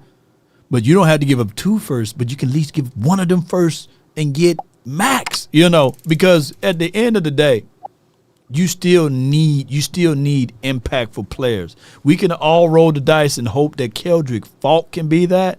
We can all roll the dice and hope that Mesidor, who's the same age as Max almost, can do that, you know. But it is for what it is. Go ahead and get that known commodity, even if you have to wait 1 to 2 weeks before he can get out there on the field. But at least when you look at that defense, you'll say, man, that defense. Because I already showed you guys. Was Darrelle Revis homegrown for the Patriots when they were winning? Mm-mm. Was Stephon Gilmore homegrown? Nope. Was to a degree Talib and them, was he homegrown? Nope. None of them was. All of them guys. All of them guys. Oh, he's nice. He's nice. They're nice. You know, that's just off the top of my dome. Patriots was consistently saying they was not a great drafting team, but they was a great acquisition team, right? And they knew what they had with the quarterback, and they knew that quarterback needed a run game, and he needed to control the middle of the field with Gronk, because that's a mismatch made in heaven, right? But what people tend to do is they look at the wide receivers and stuff like that. They didn't have that. But you didn't need that when you had a 6'8" demigod that's catching the football with a damn brace on his arm. You know what I'm saying? It's always open in the middle of the field. And it had run game and defense. And a kicker. I feel, look, I'm looking at it right now because like I said, 2 weeks ago, I was kind of mad. I was, man, we're going to end up trading picks. Right. Then I had to think about it. I'm like, ain't no receiver in this draft better than him right now. No. Right now, ain't no receiver in this draft better right now. And right now, we need to build defense. We really need an edge rusher or a linebacker. And if we're going to go big, let's go big. Mm-hmm. Go ahead and talk that slick talk to them Browns, you know. And if they try to carry you, you're like, all right. I ain't gonna have no good season anyway. You understand what you talk you doing? You know what I mean? Hell yeah. But at least you tried. At least you try. You know. Yeah. But what else you got for me before I let D shift on? I mean, that 12th pick, I want to say the first 2 picks in the draft, I want to say we get defense. And if we don't do defense, then trade for, like I said, trade for Miles or Crosby. I mean, I'm cool with that. I mean, right. That's all I got for you. No doubt, man. Appreciate you, man. That's Tyrone, man. Appreciate you, man. Yes, indeed. That's my guy from the 202. And I get it, man. Hey, we love them draft picks, man. Boy, it's hard to say otherwise against those draft picks. And I'm going to pull this up one more time. Look. 2023 was just last night, man. Come on, man. And I'm gonna pull it up one more time. I hate to beat up my own team, but it is for what it is. Get that out the way. All right.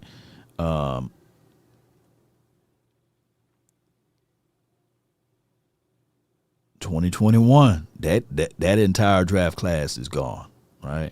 And Parsons did some great things for us.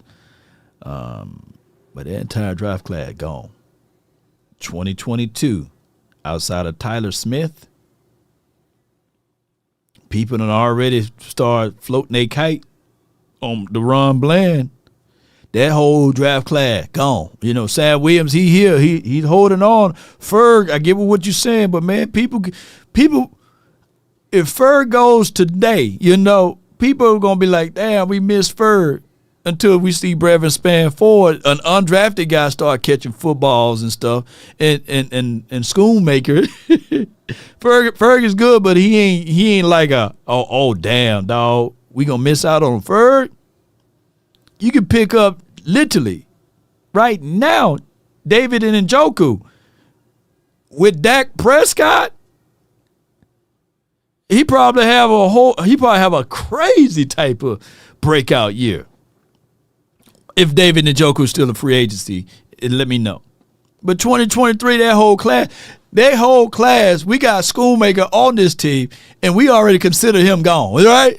Like nobody really gonna lose sleep if we wake up tomorrow and they say, man, the Cowboys finna swap Luke Schoonmaker for a 7th-round draft pick. There'll probably be people cheering, like, yeah! There'll probably be applause, you know what I'm saying? I'm just saying, where the applause button at? Yeah! That's a good move. Somebody probably literally say to trade Luke Schoonmaker for a 5th or a 6th or a 7th-round draft pick would be a good move, right? And we drafted him with the 2nd pick. You know, let me know if I'm lying. Oh, boy. Yeah! Somebody like, yeah. What you mean? What you cheering for? Man, we just swapped Luke Schoonmaker. We getting the 5th or a 6th. Oh my gosh, man. Let me let my guy on. I got from the 409. What's on your mind? You're live on the Nation, brought to you by Frenkel and Frenkel Personal Injury Lawyers. Hey, what's up, Lord? Good morning, man. Hey, man, all is well. Can't complain.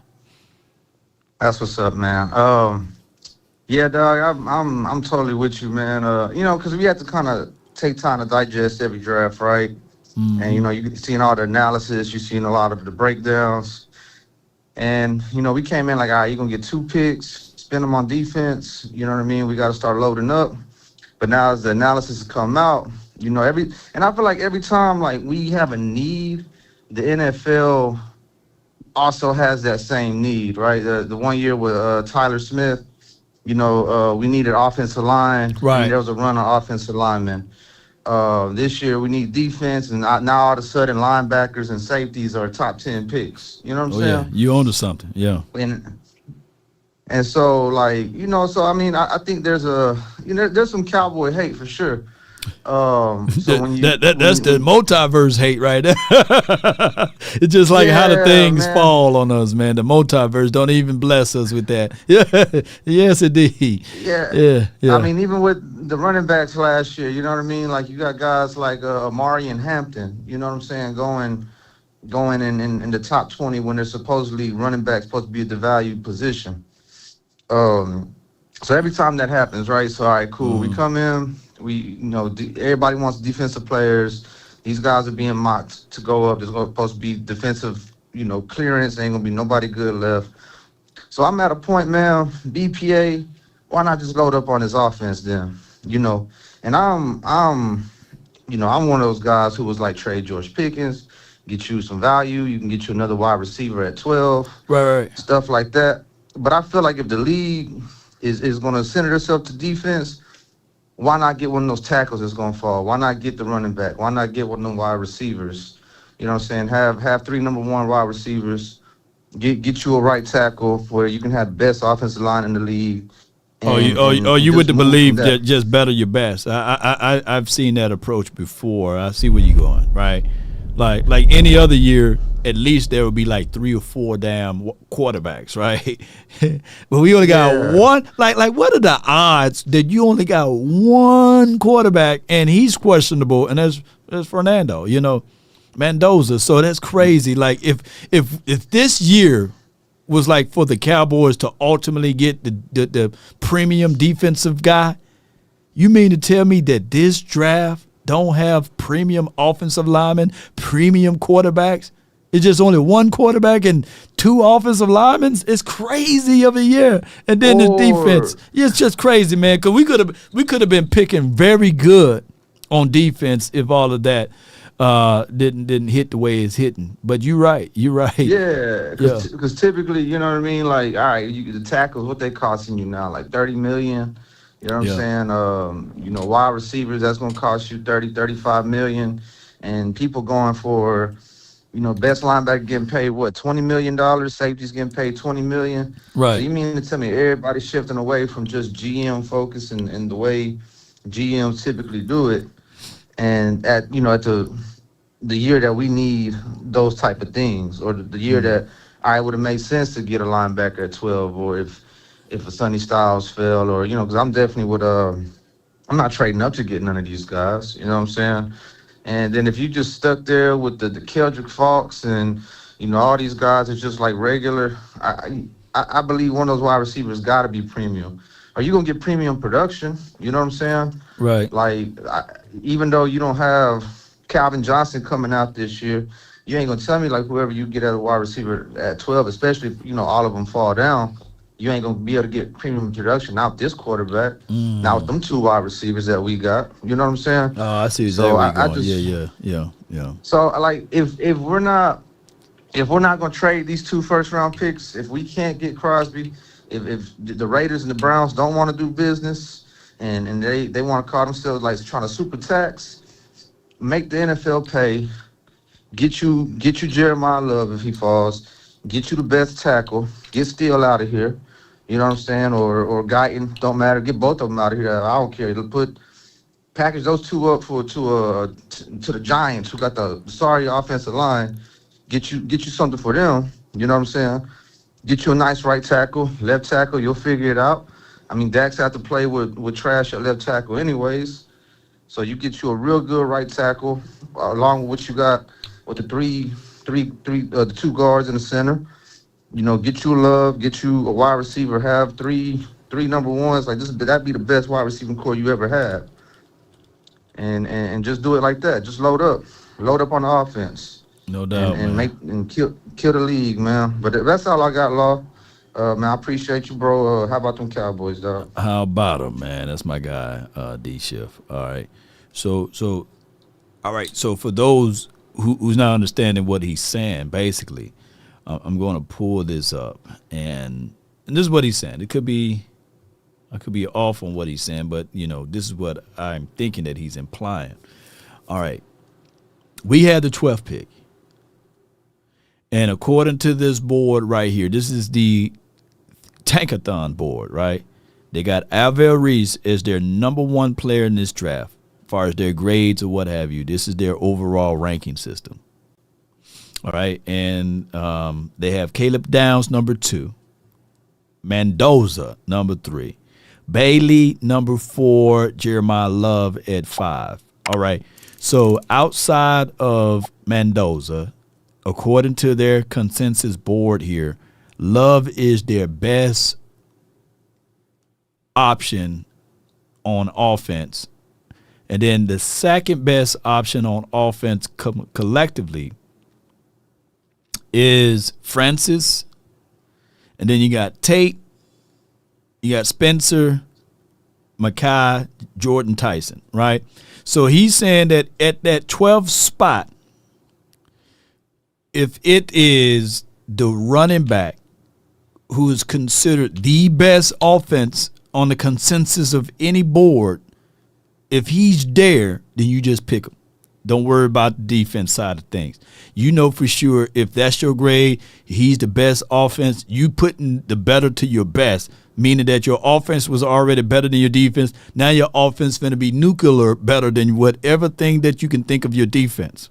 What he's saying is BPA at all costs. Don't look at the situation on the board or what you need as far as defense or offense. If that's the best player, then you go grab him. Now you have the best offensive move ever, right? And if it is one of these wide receivers with that 12th pick, whether it's Lemon, Jordan, or Tate, if they there, and if they are the best, just go grab them. with that 12th overall pick. Don't lose no sleep off of it, because what you're doing is you window dressing your board to fit your desire of need, and you saying, instead of getting that guy who's the best player available, I got to go get a defensive guy because my team need defense. And if somehow Francis fall to you or Spencer, and if they are ultimately on your board the best player at 12, go ahead and get them. I know that when we look at the Cowboys, I think I pulled this up the other day. Let me pull up the Cowboys, Dallas Cowboys. And I asked, okay, if you grade this team, where are they at far as, let me go right here, boom. If you look at this, and I know that these are grades from PFF, you can only go by for what you see on tape, not these grades. But they are not that far off. On offense, they rank Guyton the worst player on this offense starting. If you can replace Guyton with Spencer, or to a point that Francis kid from the Miami team, then your team is ultimately still better. If you can figure out a place or a situation to replace, still, unfortunately, your team will be better. If you can figure out a situation and scenario to replace Ferguson with Sadiq, fortunately for Ferg, who just got $50 million, your team is better. Instead of chasing and saying to yourself, okay, let me get the 12th or the 16th ranked defensive player when you get the first premium offensive ranked player. You get what I'm saying? So that's his notion on that. And I could be wrong on how he broke that down, but I give it what he's saying. I got from the 202, man, my dog. You're live on the Nation. Talk to me.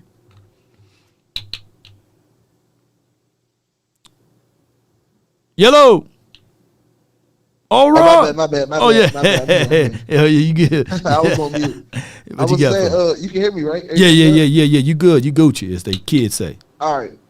So I don't think, like, I was listening for a while, and everybody was saying, like, they want mind treating for Miles and Max Crosby and all that. Right. But I think we getting too close to the draft to do that.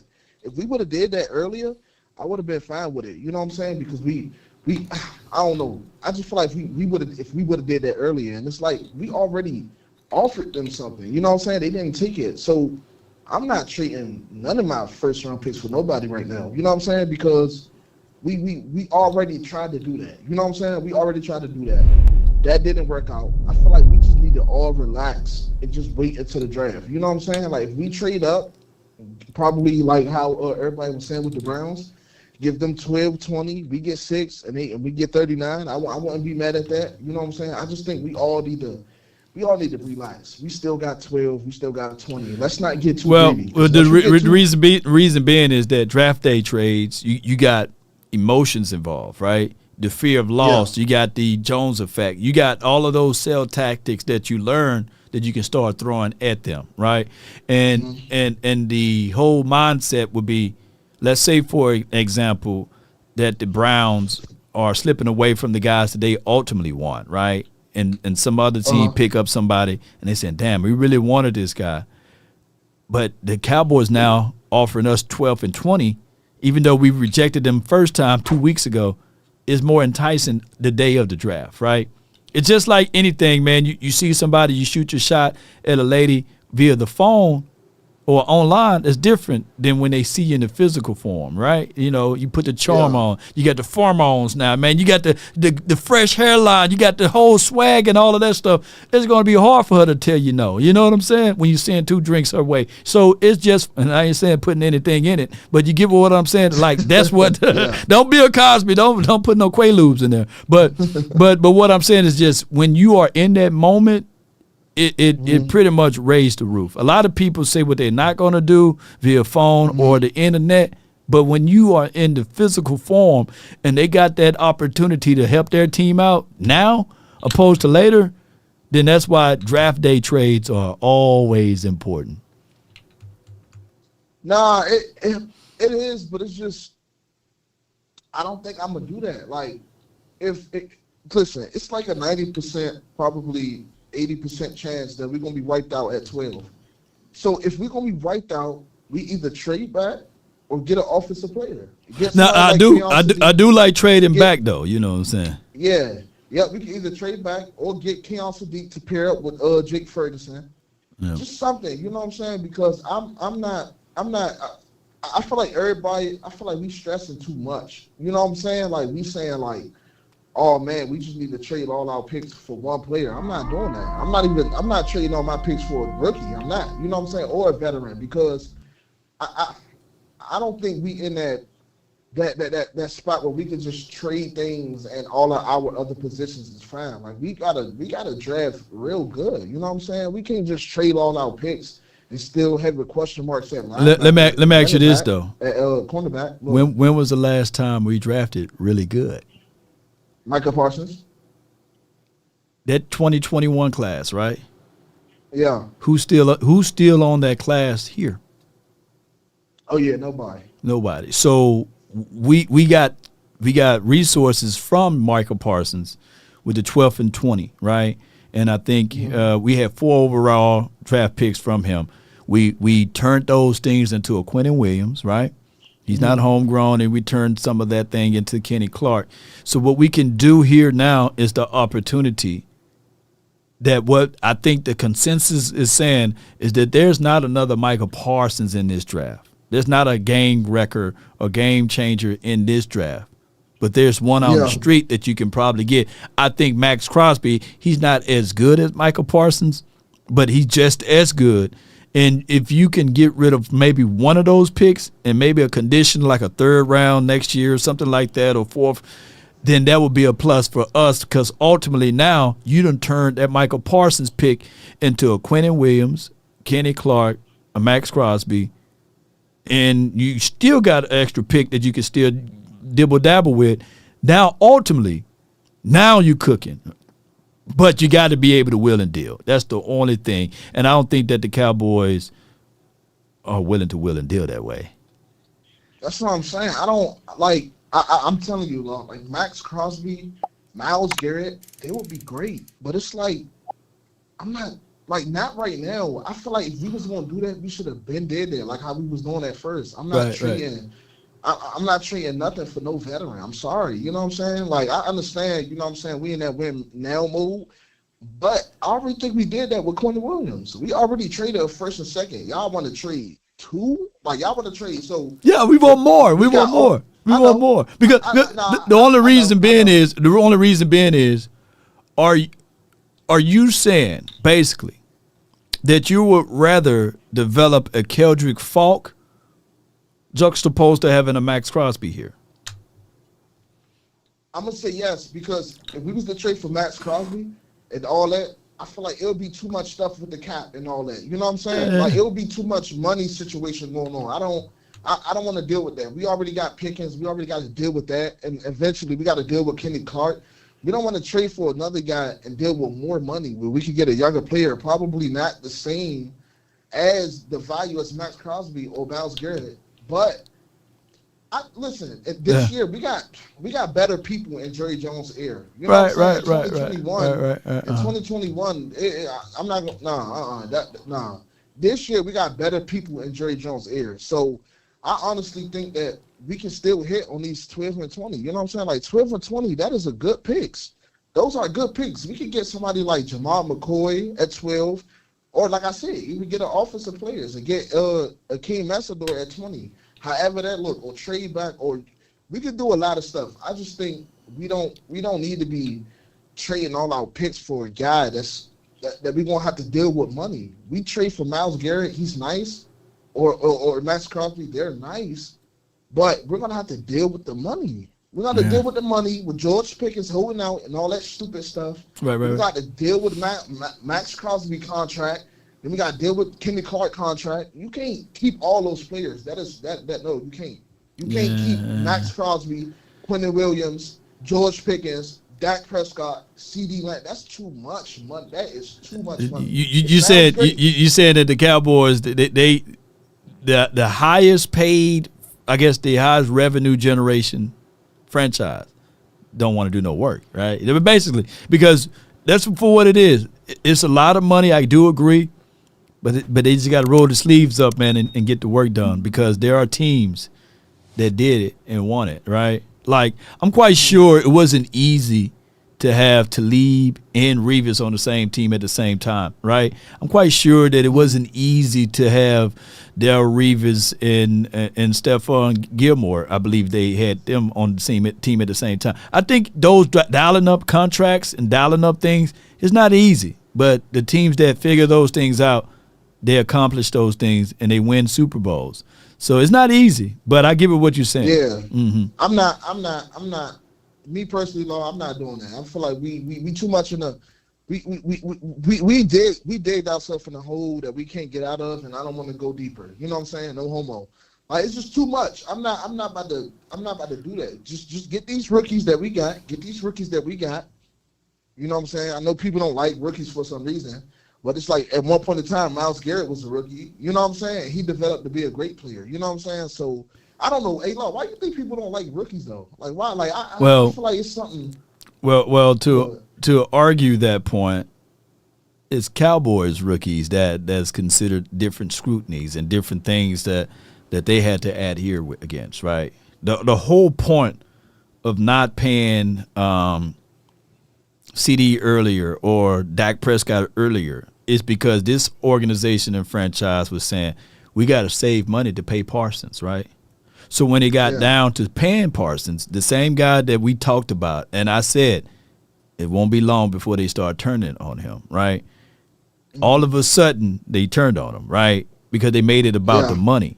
But when you see other teams being able to extend players, like you wake up one morning, you see that they are extended, it's like every contract on most of the major players with the Cowboys, they got to fight for their money. So that's why we look at rookies like they only have a small shelf life with the Cowboys, and they would turn on them when they get to their second contract because of the contract situation. So that's a consistent cycle. We got a window. And the reason why people don't want this rookies now is because your quarterback, he only have like a 2 to 3 year window. A rookie going to take about 2 to 3 years to get ready, right?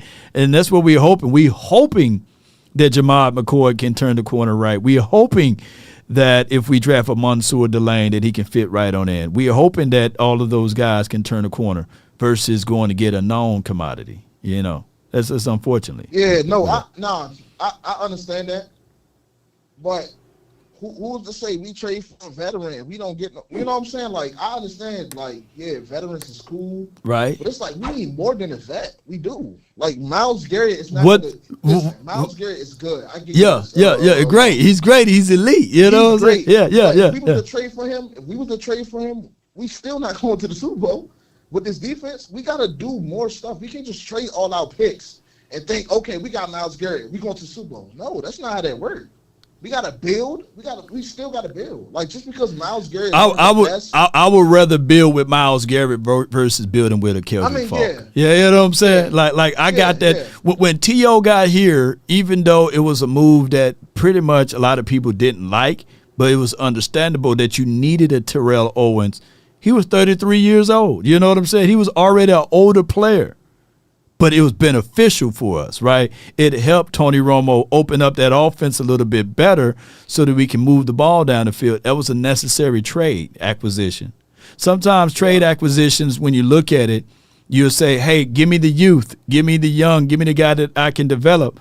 No, the teams that win Super Bowls also had acquisitions. They made moves during the offseason, you know. So it's just that I get it. You know, the Chiefs, the Eagles, and who just recently won the Super Bowl, the damn Seattle Seahawks, them teams made acquisitions. It wasn't only building through the draft. And that's why a lot of us looking at it like there's a great war within the Cowboys community, because you got people that start these draft conversations and they've been drilling home, this guy can change this guy can change that. And they changed the mindset, and people start to look at it and say, yeah, these draft picks can help us. But what we've been seeing for the last 10 years, none of these draft picks are worthy of helping us versus if we can move on from players and get things in return and also add veteran help, that can ultimately help us better than us just using draft picks and leaning on that. All right, no, that's all I had to say, man. Yeah. We look, everybody that's stressing, just calm down. We still got 12 and 20. Let's not overdo it, bro. Like, don't get too greedy. Right. Just stay at 12 and 20. Some guys don't got 2 first-round picks. Just because the Giants is ahead of us, don't get too crazy because they need that. They really do. They traded their best. They traded their best defensive player. They need 2 first-round picks in the top 10. They need that. So, you know what I'm saying, Law? That's all I had to say. Thank you. Thank you, bro. Yeah, man. Yeah. I can't wait for the draft. We got 4 more days left, right? 4 more days, man, and the whole complexity of this team could change, man. Appreciate you, man. Thank you for calling in. Wait. All right, Law. No doubt. He was the last caller, by the way. Goodbye.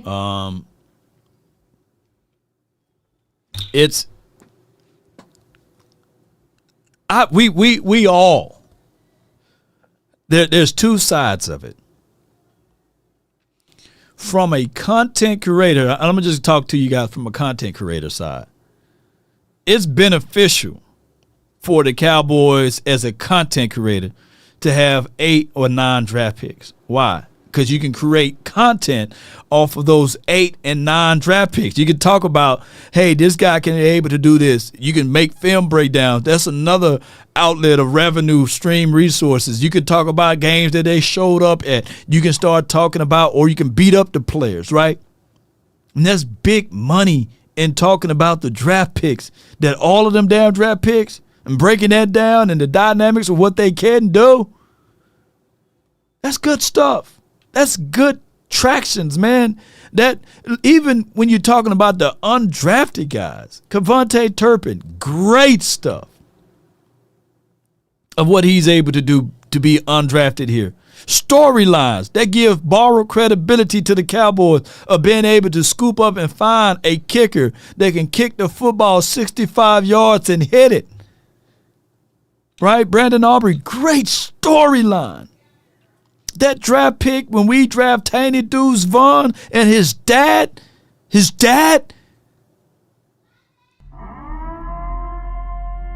one of the scouts here. Great storyline. At Khalil Small $9,981.05. Shout out Law Nation. Shout out Memphis. Yeah. The difference this year is we have leadership and coaches. You're right. And those guys got to lead what we got right now, right? And hopefully, shout out to you. I read that in your voice, not even AI teacher voice. Yeah. So what I'm getting at, ladies and gentlemen, is that these storylines, man, they gonna sell, especially when you attach them to the Cowboys. It's a great storyline to talk about the Tyler Wall of Dallas, right? All of these Tylers, right? It's a great storyline. Damn, Jerry Jones might hold on to Tyler Guyton just for his namesake, right? And what we're saying is, Tyler Guyton, if you don't turn the corner, it would have been better for the Cowboys to go get a veteran guy, a known commodity, versus trying to let a left tackle develop and learn and getting your $60 million quarterback creamed.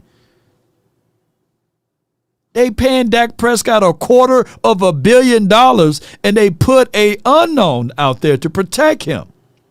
That's not how you win. Now, you win the storylines, the great wall of Tylers, right? And I'm not beating up the Cowboys for that. I get it. But their focal point should be on winning games, not the names, right? That's just what I'm saying. The focal point should be on George Pickens. We're not going to talk about any contract information so far. We're trying to get a deal done now. We want George Pickens to be here. And when they ask, hey, have teams been reaching out to him? Instead of throwing a jab at David Mulugeta, man, multitudes of teams been reaching out to us on George Pickens. Even if you have to tell a white lie, you got to protect your assets. You got to protect the things that you got that's in your building. The Cowboys don't do a great job of protecting their own. They don't. You can't find me one player that they came out and made a public announcement saying, hey, that's our guy. No, we're not getting rid of him. Even when Myles Garrett was at odds with the Cleveland Browns, Cleveland said, that's our guy. We protect the player. The Cowboys allow these things to go printed out, to be talked about, spit upon. And then when it's time to pay them, it's always a fight. And then they allow those fights to fester. Look, newsflash, even last season. Let me see what shout out to you, man. Thrasher, let the AI speak. At Thrasher 88 cents 5. When Jerry drafted Mike Jackson with the 5th and Joe Jackson with the 6th, that confirmed everything. Yeah. It's about the story rolling on the floor laughing. Yeah. C. Burleson says Will Campbell is a starting left tackle, made it to the Super Bowl. And if we compare Will Campbell from LSU to a Tyler Guyton, boy, we got a lot. Boy, that's a whole different conversational piece, right? Yeah. And I appreciate you, Thrasher, when Jerry drafted Mike Jackson in the 5th and Joe Jackson in the 6th, confirmed everything about the stories. Yeah. You know what I mean? They went after the names. Man, we got Mike and Joe Jackson. You know what I'm saying? And both of them, they send Joe to Cleveland and they send Mike Jackson to the Seattle Seahawks, start making plays. Hey, Cowboys draft players for other teams. That's what they do. We draft and develop players for other teams. It would not be a shocking news that if Osa fool around and go to the damn 49ers and be a world beater over there, right? It would not be a surprise to me. But the Cowboys don't fight for their own players, historically speaking. Every player, every major star-studded player had storylines. CD, slot merchant. CD, unfocused. Dak Prescott, not worth it. Not even when it was $35 million. Not when it was $40 million. Not when it was $60 million. He's not worth it. Ezekiel Elliott, he's not worth it. All of these guys. At Darren_Posey_SR $5. Was Tito Mulugeta the agent? Maybe so.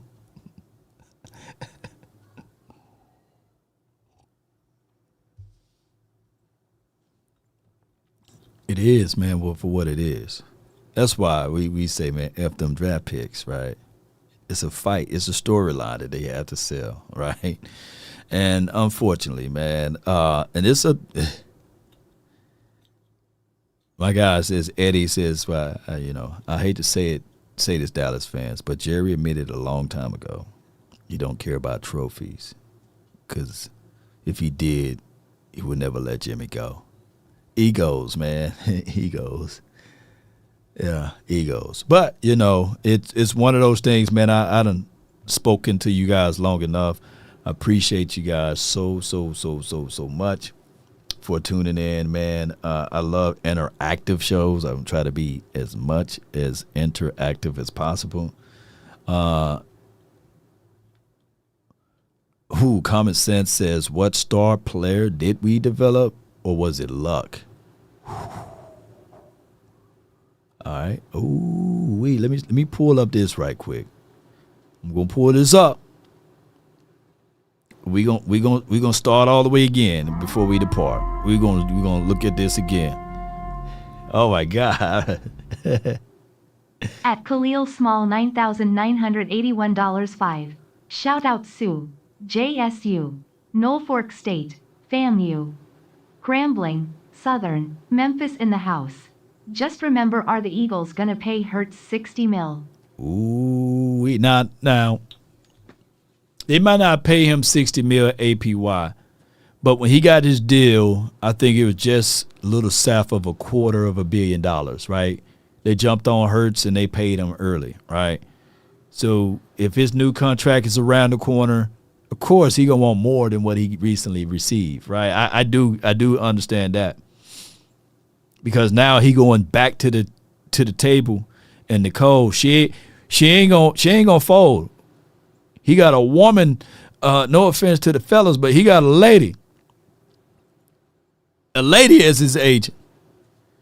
And one thing about them ladies, boy, they walking there with them heels. Oh, my God. I'm playing with y'all. But nah, she going to get the deal done. Yeah, sure. She going to get the deal done. For whatever contract it is, even if it's not with the Eagles, I'm quite sure a team is going to pay Hurts his money, right? And I'm just being real with y'all. He can go in now saying, hey, MVP Super Bowl ring. Pay me, you know. And that's what he going to walk in with. Who the Cowboys develop, that's a great segue to this. Let me see if I can extend the show for a couple of more minutes here. I'm going all the way back. It goes all the way back to 17. Out of this list, I can say Jordan Lewis, Cheeto Woozier, right? We can argue Xavier Woods. We can argue Noah Brown to a degree. But those two guys the Cowboys developed, right? In 2018, you can say Michael Gallup, D.A. Dorrance Armstrong, Dalton Schultz, right? Cedric Wilson to a degree, but I wanted Cedric to stay here in Dallas because of the rapport he had with Dak Prescott and beyond, but he disappearing, right? So they developed those boys. The Cowboys in 2019, Tony Pollard, Donovan Wilson, those are the two guys that they developed. Connor McGovern to a degree, he went to the Bills, he did okay there. But Tony Pollard, even when they developed him, he didn't get a shot until the last year of his contract. See, the Cowboys, they draft people and they stash them. We never used Tony Pollard to a degree on how he should have been used and utilized here, right? And 2020, CeeDee Lamb, we all know, projecting he was going to be good anyhow. You get what I'm saying? Diggs, I just saw Gallimore the other night. Tyler Bigadish or Biadish, you know. So the list is not like it's monumental where we draft and develop and it's all of a sudden these type of things we get in return. It's just now starting to happen that we can get things going. I got DP gifted 5 members, gold levels 2, and we're going to give a shout out to those names right there. Appreciate y'all. All right. C. Burleson received the gold level 2. OG Trills, gold level 2. Sir Dizzy, appreciate you. Rich, and as well as JM, appreciate you, and more people. Goated, appreciate you. Thank you. Thank everybody. So it is for what it is. In departing Cowboy Nation, before I depart, I just want to let y'all know I love y'all to the stars and back. Continue to support the nation. As rocky as life could be, it's good that we are all here. It's always better to be seen than viewed, right? So you guys are seeing us as we grow, and there are things that are going to change down the stretch, but I'm going to tell y'all, let's get it one way or another. Steve Adams says, hell, they developed Parsons into a pass rusher, right? And he never looked back from there.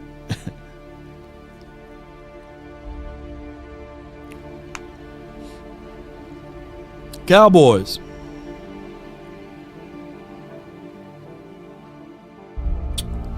The storyline remains the same.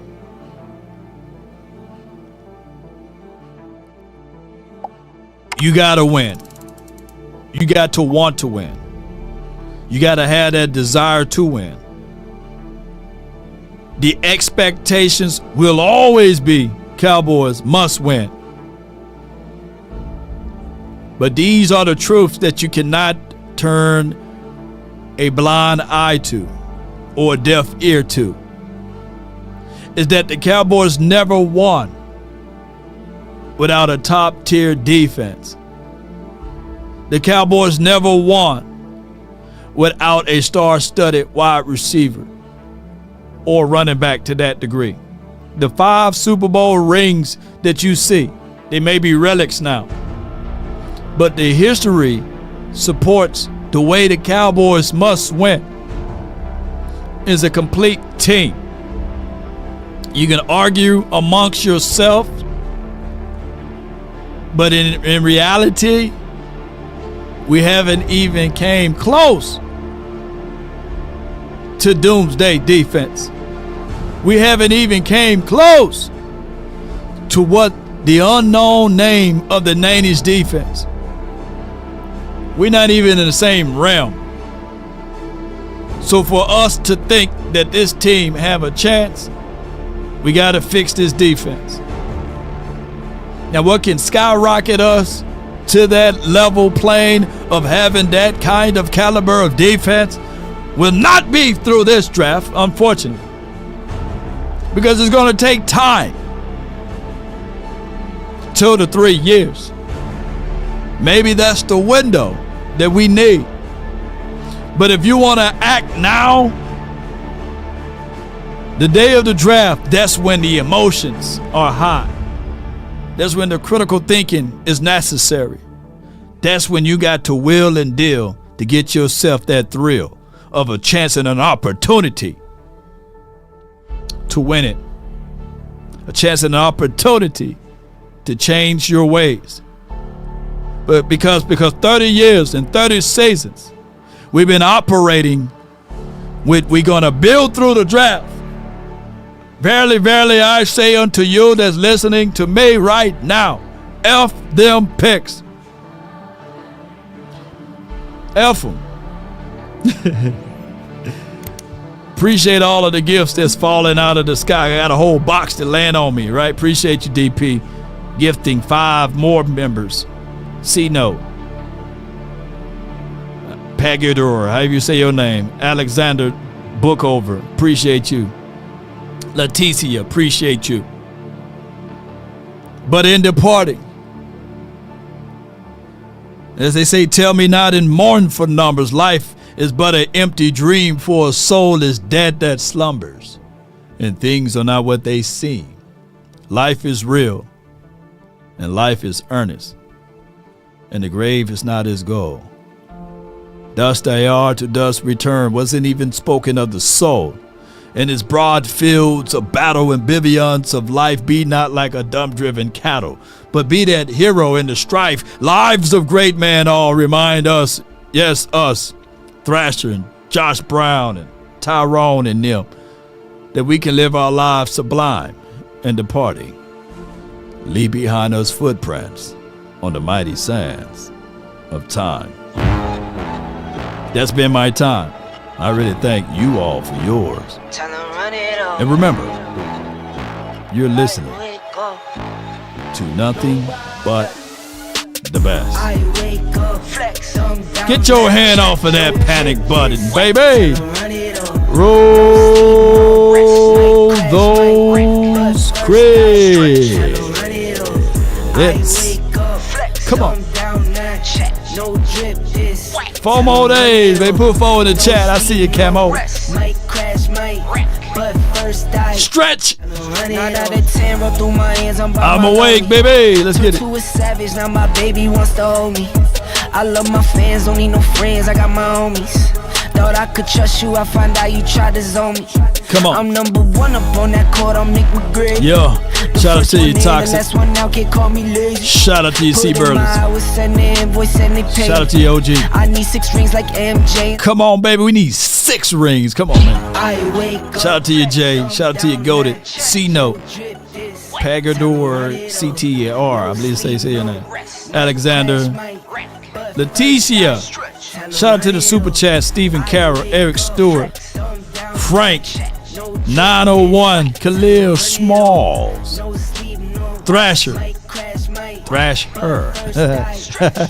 Darren Posey. To the draft is going to be in Frisco, Roller Town, baby. Come through in a hurry. Yeah. Those London boys don't come to play, you should get worried. One false move, find yourself, they getting buried. Yeah. Dance with the devil, used to love playing those games. Made some bad decisions that brought my mama pain. Not mine, baby. I made a promise to her, swore that I would change. I'm on the come up, bet I live up to my name. I wake up. Law, baby. Nation. Let's go draft some guys. If not, man, let's trade them picks, man. Get some veteran guys in the building. I know it's scary because of the age and all of this stuff, but let's figure it out.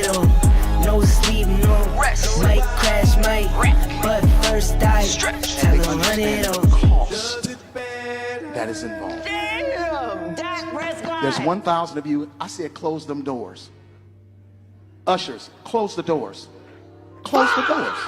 Are you shitting Close the doors. No, close them damn doors. Are you shitting me? We all No. gonna lead together. There's 1,000 of you tonight, and those that are watching, it's 1,000 that's watching online. This is a small seed. If I get 1,000 online to give this, I'm challenging each of you all down here to give a $20 seed.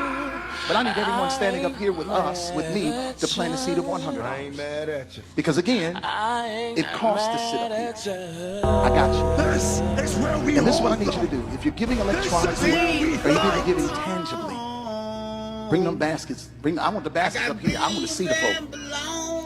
Y'all start moving. Y'all can bring it right now. Come. Even if you're giving tangibly, just put your hand on the. Well, Take what your I'm phone and saying stick it on is there. that there are Oh known my knowns God, and that there are who known the unknowns. hell But there's also cares? unknown unknowns. Things we don't know that we don't know. Giving is worship. Oh my Giving goodness. is worship. It is you. I Giving is cannot worship. believe it. Giving is worship. This ain't the time to talk. Down, George. Down. Oh, snap. Y'all let the dog out. Down. Oh. 1,000 people online need to give $20. This is easy, saints. This is an easy miracle. We should be able to. Damn shame what raise that dog did $40,000 tonight, just for y'all here. That's Until it. next time, ladies and gentlemen, if we offended anyone, charge it to my beard, not my heart. And if you are an Eagles guy, you just offended, man. Come on with it. Peace. Come on home, baby. You must be out of your goddamn mind. Are you not entertained? Are you not entertained?